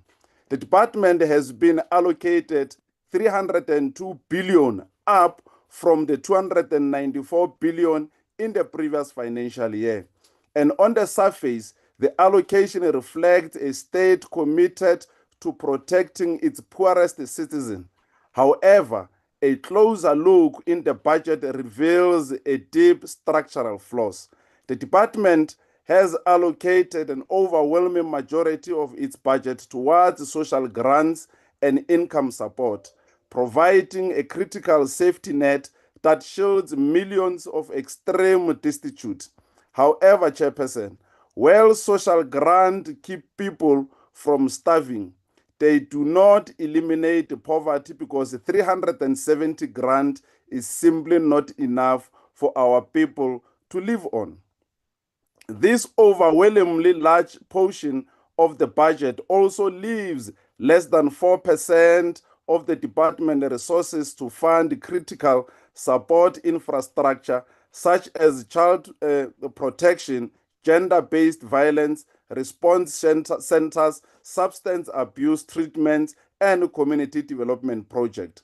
This is concerning, Chair, for us, as despite being awarded a massive provincial budget in the province of Gauteng, where I'm from, the province of Gauteng Department of Social Development continuously fails to deliver funding to NPO on time, crippling a vital community service. And as a result, the province faces absolute chaos with massive backlog, with organization being left to run essential services without any contract or financial support from the government. And the drug rehabilitation centers, soup kitchens, and orphanage are often left stranded.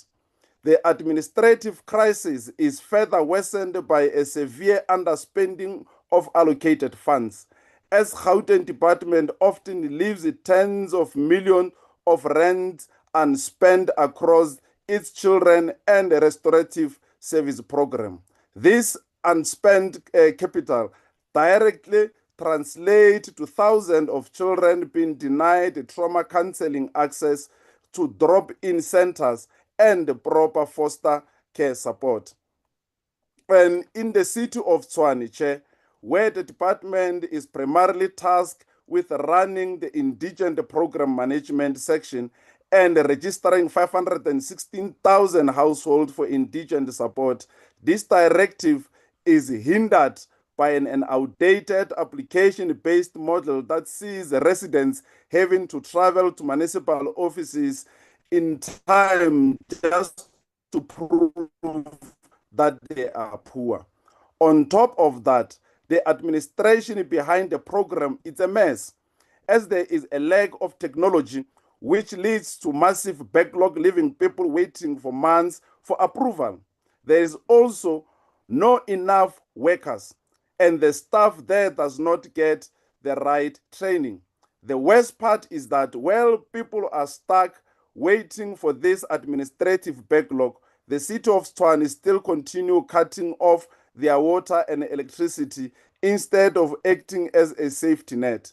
The whole system has become a bureaucratic roadblock that punishes the poor.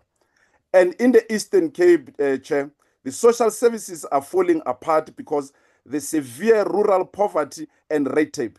The province continuously struggles to implement the basic food security project, which means the critical feeding programs just aren't working. It's tragic, Chairperson, because so many of our people are going hungry with no proper nutrition intervention plan.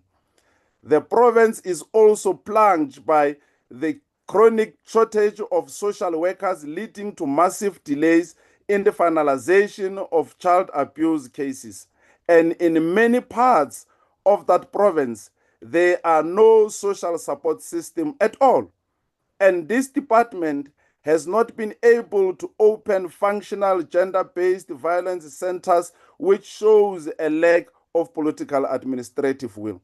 The department offices are also dealing with severe service delivery failures, particularly in Motherwell, Sasa branch in Nelson Mandela Bay. Chairperson, at their Motherwell branch in Gqeberha, vulnerable people are forced to queue outside a harsh weather all day without help. This operational breakdown is caused by bad informal management, where staff regularly show up 1 or 2 hours late, delaying opening until 11 o'clock, and taking prolonged breaks throughout the day, with nothing being done to enforce punctuality, cut down long breaks, or make sure that the offices actually open on time. Added to this said state of affairs are the reports of fraud, corruption, irregular expenditure within the provincial department supply chain management across all provinces. The road runs deep that the former minister Sisisi Tolashe was removed from the cabinet last month following irregular appointments and poor performance. The dismissal of Minister Tolashe highlights how public resources are diverted for personal luxury by the very same officials assigned to fight poverty. Chairperson, the EFF rejects this budget of the department that refuses to employ thousands of qualified unemployed social worker graduates for years and thousands of young professionals who studied on state-funded bursaries have been left sitting at home while frontline social worker teams remain completely overwhelmed. The shortage of social workers has led to case backlog for foster care application, leaving orphaned children without legal guardians or financial support.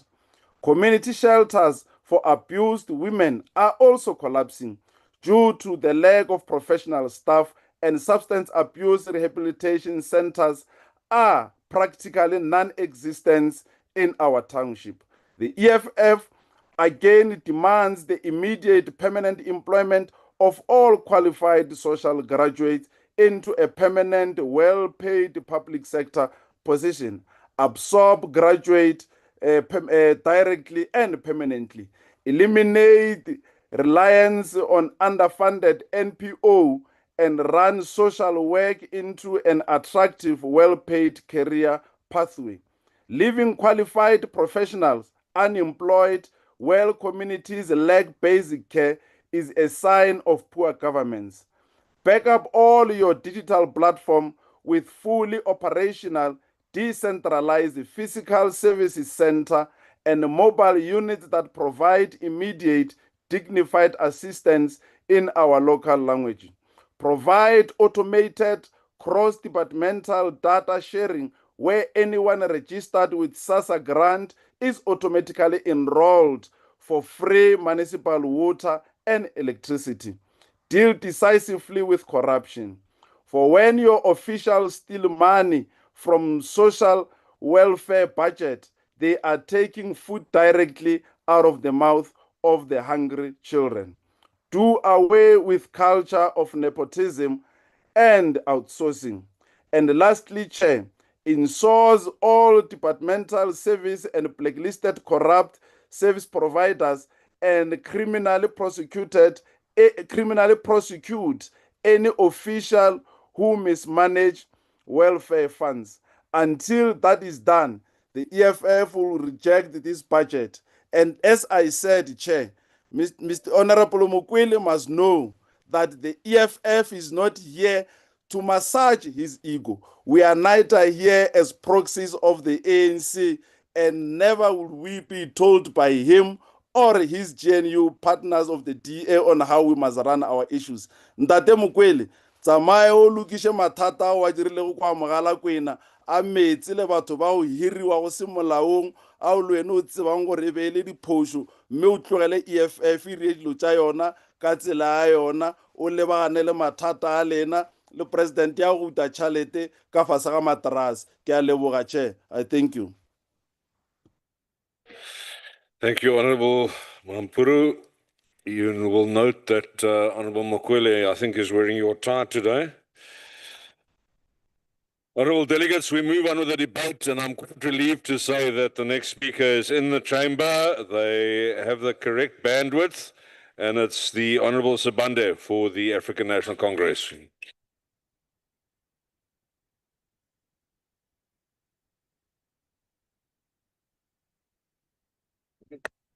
Thank you.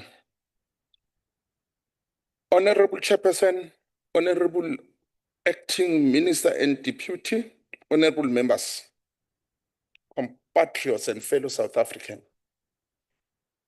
The African National Congress rises in support of budget policy debate vote 19 because it speaks direct to the soul of our democratic mission. Building a caring society rooted in human dignity, solidarity, and social justice. This budget is not merely a financial instrument. It is an expression of the values that have guided our liberation movement for more than a century. The values of Ubuntu, compassion, equality, and collective advancement. Chairperson, allow me, I wanted to dedicate my debate to the youth of the 70s and 80s, in particular in Mpumalanga. Comrade Nef Manana, the late Nef Manana, unfortunately he's no more. May his soul rest in peace. And the Comrade Johannes Kashabang, who stayed long time in death row, waiting to be hanged, like Solomon Mahlang. Because of the impact which was played by the ANC internal the country and outside the country, it made them to be survive, and their conviction was changed to life sentence in the Robben Island.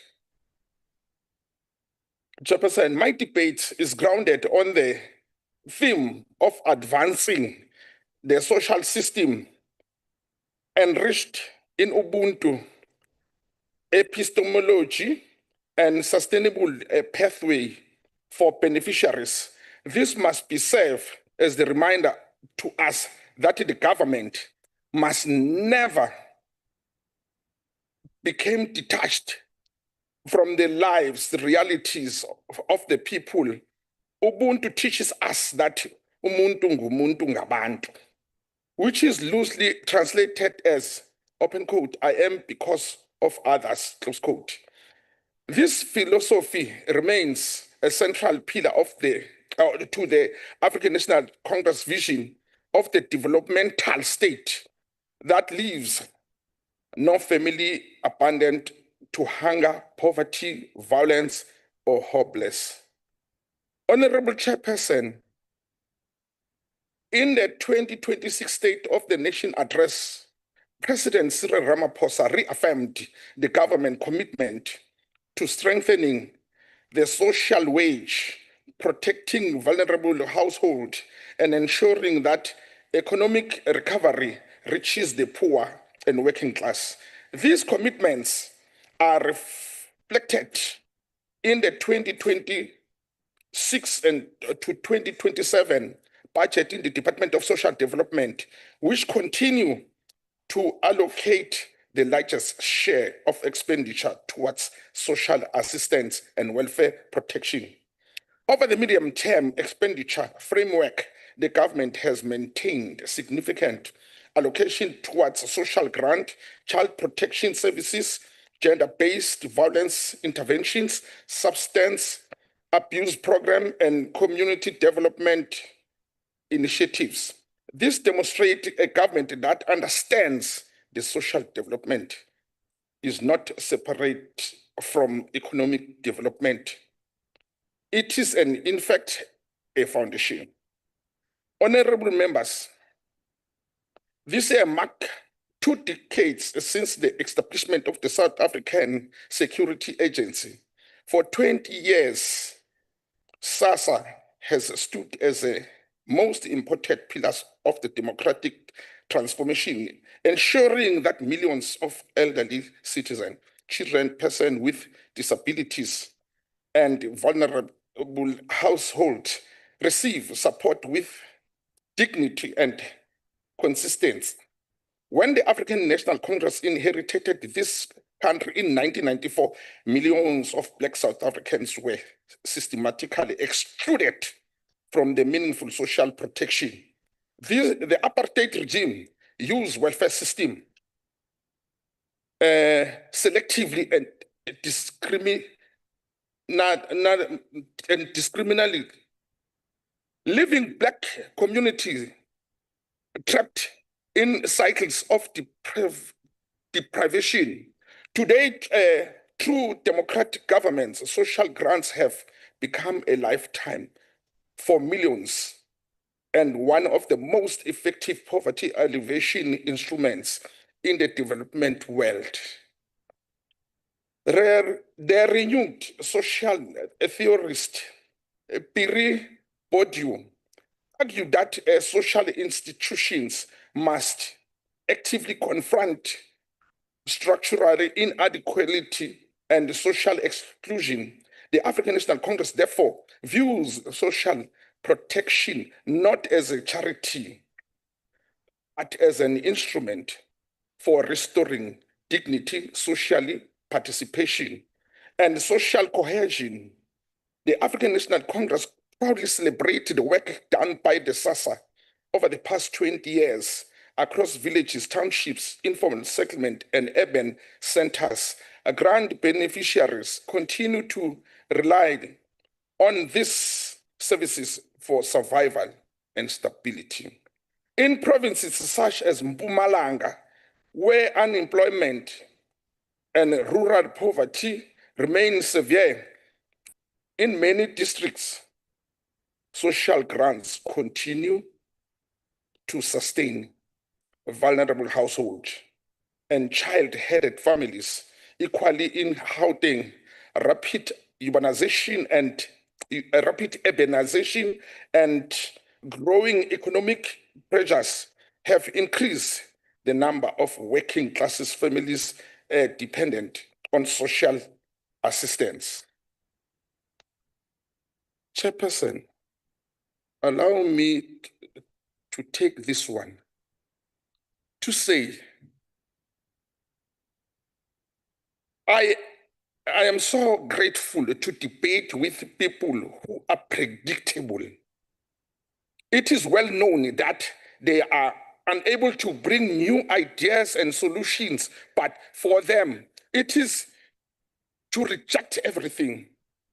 That means these people, they don't reject the budget, but they reject what's supposed to go to the people. That means they are rejecting people.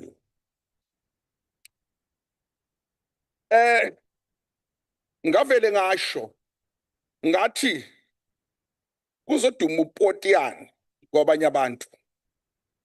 Lokho okwenza ukuba ikati ligibele esihlahleni kuzonifikela nani. Nizolithesa nenkume. Okukanye injobo izolingana nomsinsila ngoNovember. Sicela ukuthi abantu bonke baregister. Sicela ukuthi abantu bayozicheck bazokwazi ukuvotela inhlangano abayifunayo. Hayi amadlwadlwana. Fellow South Africans, while most South Africans, their mindset thinks clockwise, it is unfortunately that some people from the opposition parties use their mindset anti-clockwise. What distinguishes the African National Congress with the opposition parties is that we do not approach social development through wish list and selective outreach. We believe in integration approach and transformation.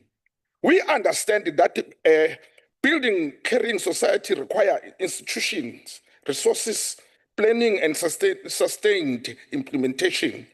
Others are comfortable reducing social pain into political theater while offering no practice program for long-term social transformation.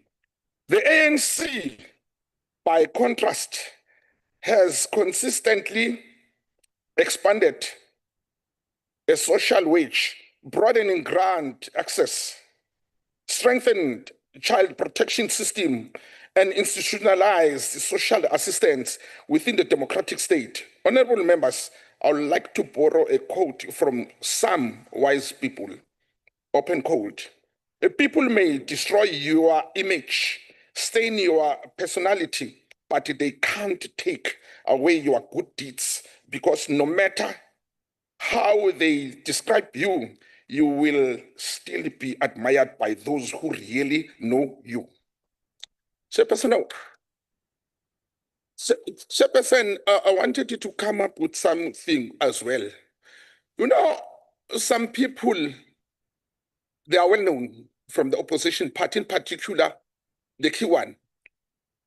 They don't debate, they don't bring ideas, but they are just laptops of the lang gelede. They forget that they were hanging. They forget that there was Mr. Passon, Dr. Passon. They forget of all those things.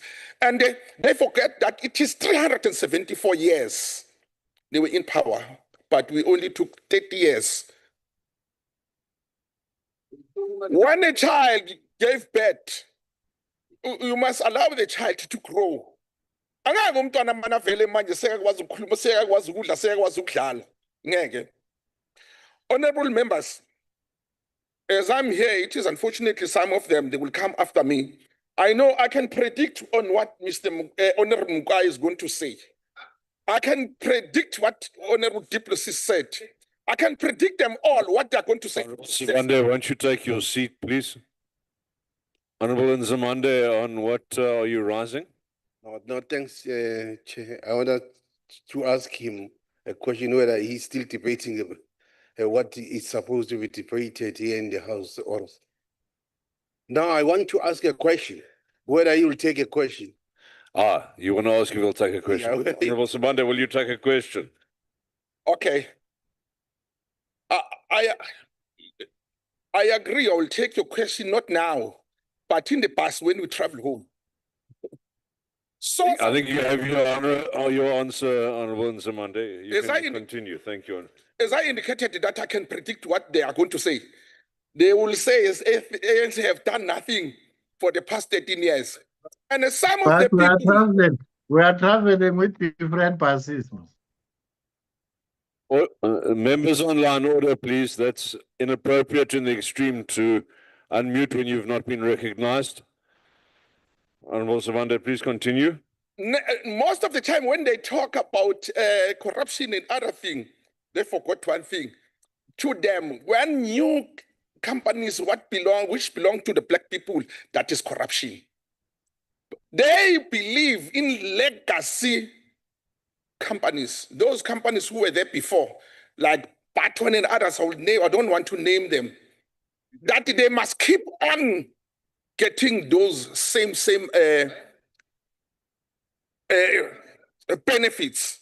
So, Honorable Chairperson, allow me to say thank you very much and to thanks all these laptops to come and give their lang gelede stories. Thank you. Thank you very much, Honorable Nzimande.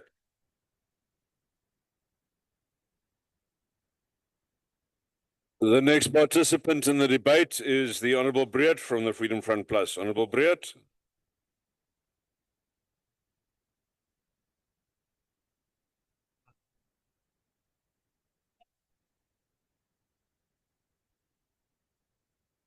Thank you, House Chairperson. Maybe let me start out and answer Honorable Sibande. It's very easy to predict what the Honorable Duplessis has said because she has already spoken. My name is the Honorable Breert. Also, this is exactly what is wrong with social development, is the cheap politicking that you are using to actually go at all of us here when we are trying to solve South Africa and trying to stand up for our citizens who are the most vulnerable. But let me continue, Chairperson. The Department of Social Development carries one of the most important responsibilities in government. It serves the elderly who cannot travel long distances and have no places to go. It serves the people with disabilities who struggle to get access to services. It serves the child living in poverty and a family that faces daily hardships. And this is why this debate cannot only be about budgets and programs, it is about human dignity.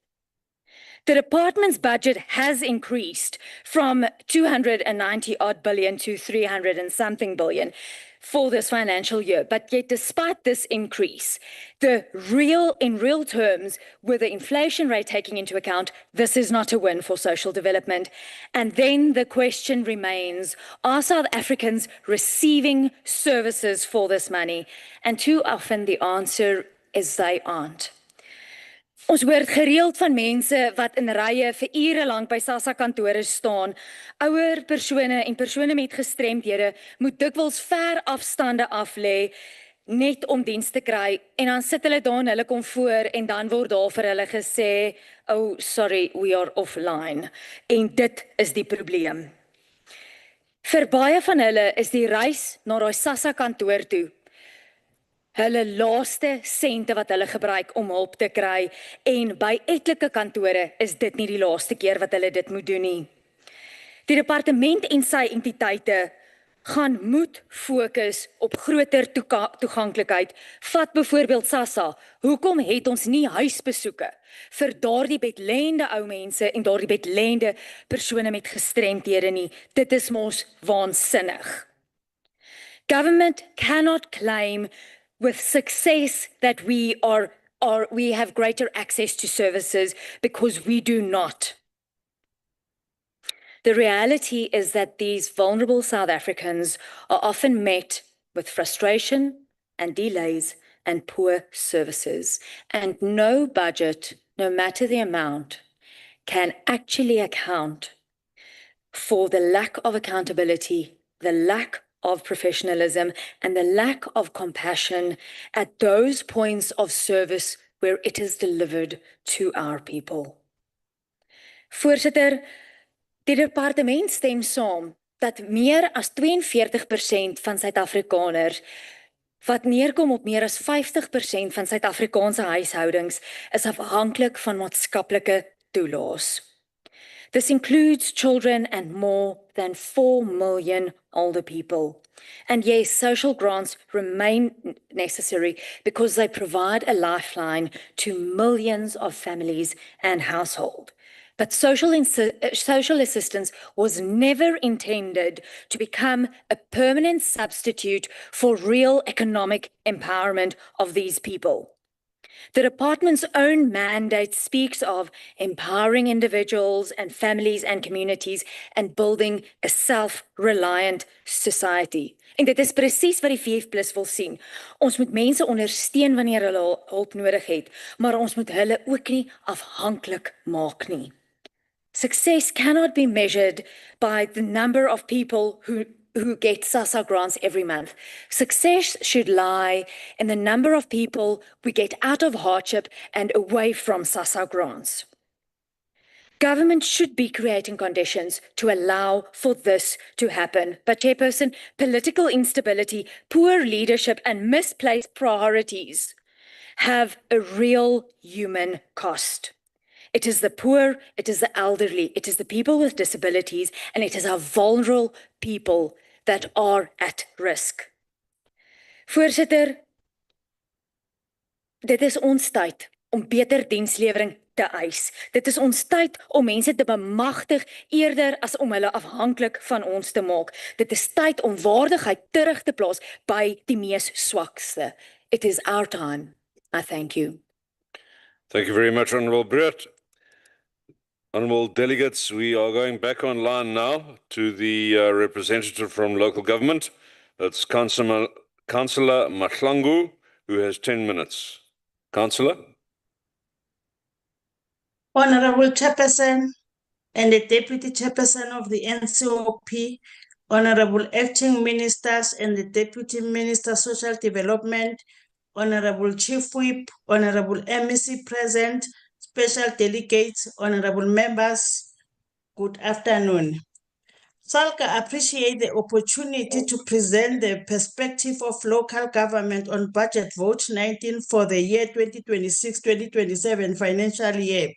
Social development is experienced most directly in communities, and municipalities are aware by the reality of poverty, unemployment, hunger, vulnerability, gender-based violence, substance abuse, child neglect, and social exclusion are most visible.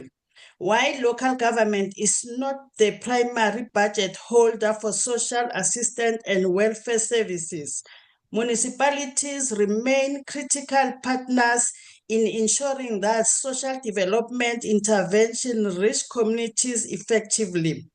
SALGA notes the positive commitment contained in the budget vote, including the extension of the social relief of distress grant to March 2027, efforts of strengthening social protection, support for vulnerable groups, continued focus on gender-based violence and femicide, and the modelization of SASSA systems. These priorities have significant implications for local planning, service delivery, and intergovernmental coordination.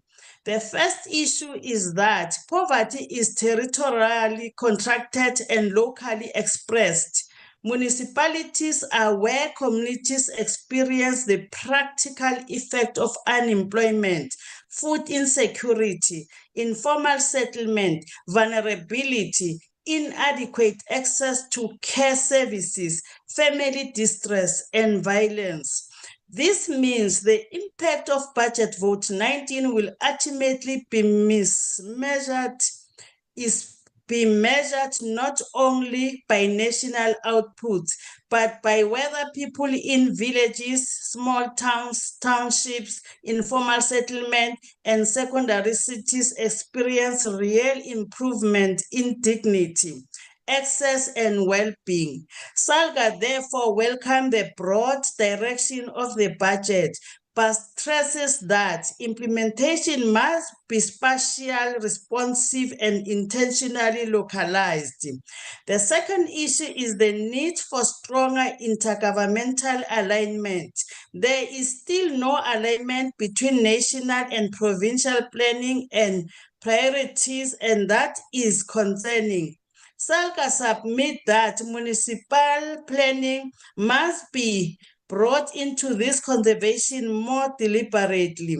Social development priorities should be reflected in district and metropolitan planning platforms. Integrated development plans, work-based planning processes, and local intergovernmental forums.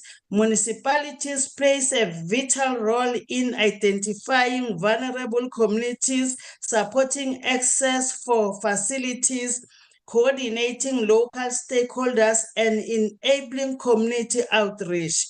We therefore call for a structured intergovernmental implementation model that includes local government in planning, targeting, monitoring, and reporting on social development outcomes.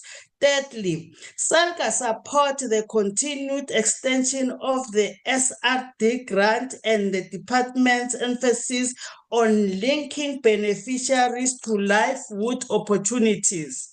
Municipalities strongly support a shift from passive income support towards developmental social protection. However, this transaction will only succeed if local economies are liberally activated through local economic and development initiatives, public employment programs, support for informal economies, food system, local markets, and social enterprises. Municipalities can help connect vulnerable households to economic opportunities.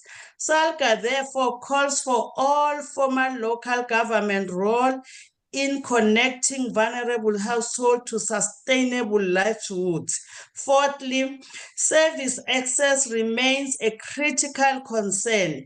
Challenges relating to digital system, documentation, requirement, long queues, and access barriers continue to affect many beneficiaries, particularly in rural and undeserved communities. Municipalities are often the first point of contact when residents struggle to access grant and social services. Infrastructure such as tuition centers, community halls, municipal custom care facilities, and outreach programs can support improved access, but this requires strong partnership, appropriate resourcing. SALGA proposed a more integrated service delivery model in which municipalities, SASSA and Provincial Social Development Department jointly coordinate outreach, beneficiary education, and referral system. Fifthly, SALGA wishes to emphasize the importance of addressing gender-based violence, child protection, and community safety. Municipalities confront the relief of GBVF daily through unsafe public spaces, inadequate lighting, weak support network, and the social impact of the poverty and substance abuse. Local government plays an important prevention role through safer public environment, communities awareness program, local partnership, and coordinated referral systems. SALGA support increased investment in shelters, victim support, service, and prevention programs, but stresses that this intervention must be integrated into local safety and social infrastructure planning. Municipalities must not be treated as a peripheral actors in these efforts. They are independently partners in prevention and response. Sixthly, Honorable Chair, municipalities are responsible for much of the public environment in which inclusive must be realized. Accessible building, inclusive public participation processes, equitable basic services, responsive local transport planning, and universal access to community facilities are all matters that affect the dignity of residents.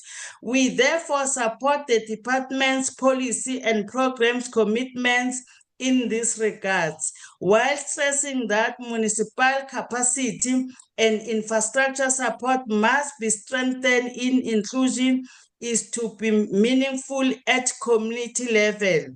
SALGA wishes to highlight the role of community-based organization and non-profit organization. Municipalities work closely with this organization in communities and know their values in delivery, food relief, self-support, psychosocial care, youth program, disability support, and community mobilization. A well-functioning social development system depends on a strong local ecosystem of civil society partners. SALGA therefore supports measures to improve NPOs, registration, compliance, and funding efficiently, and encourages stronger collaboration between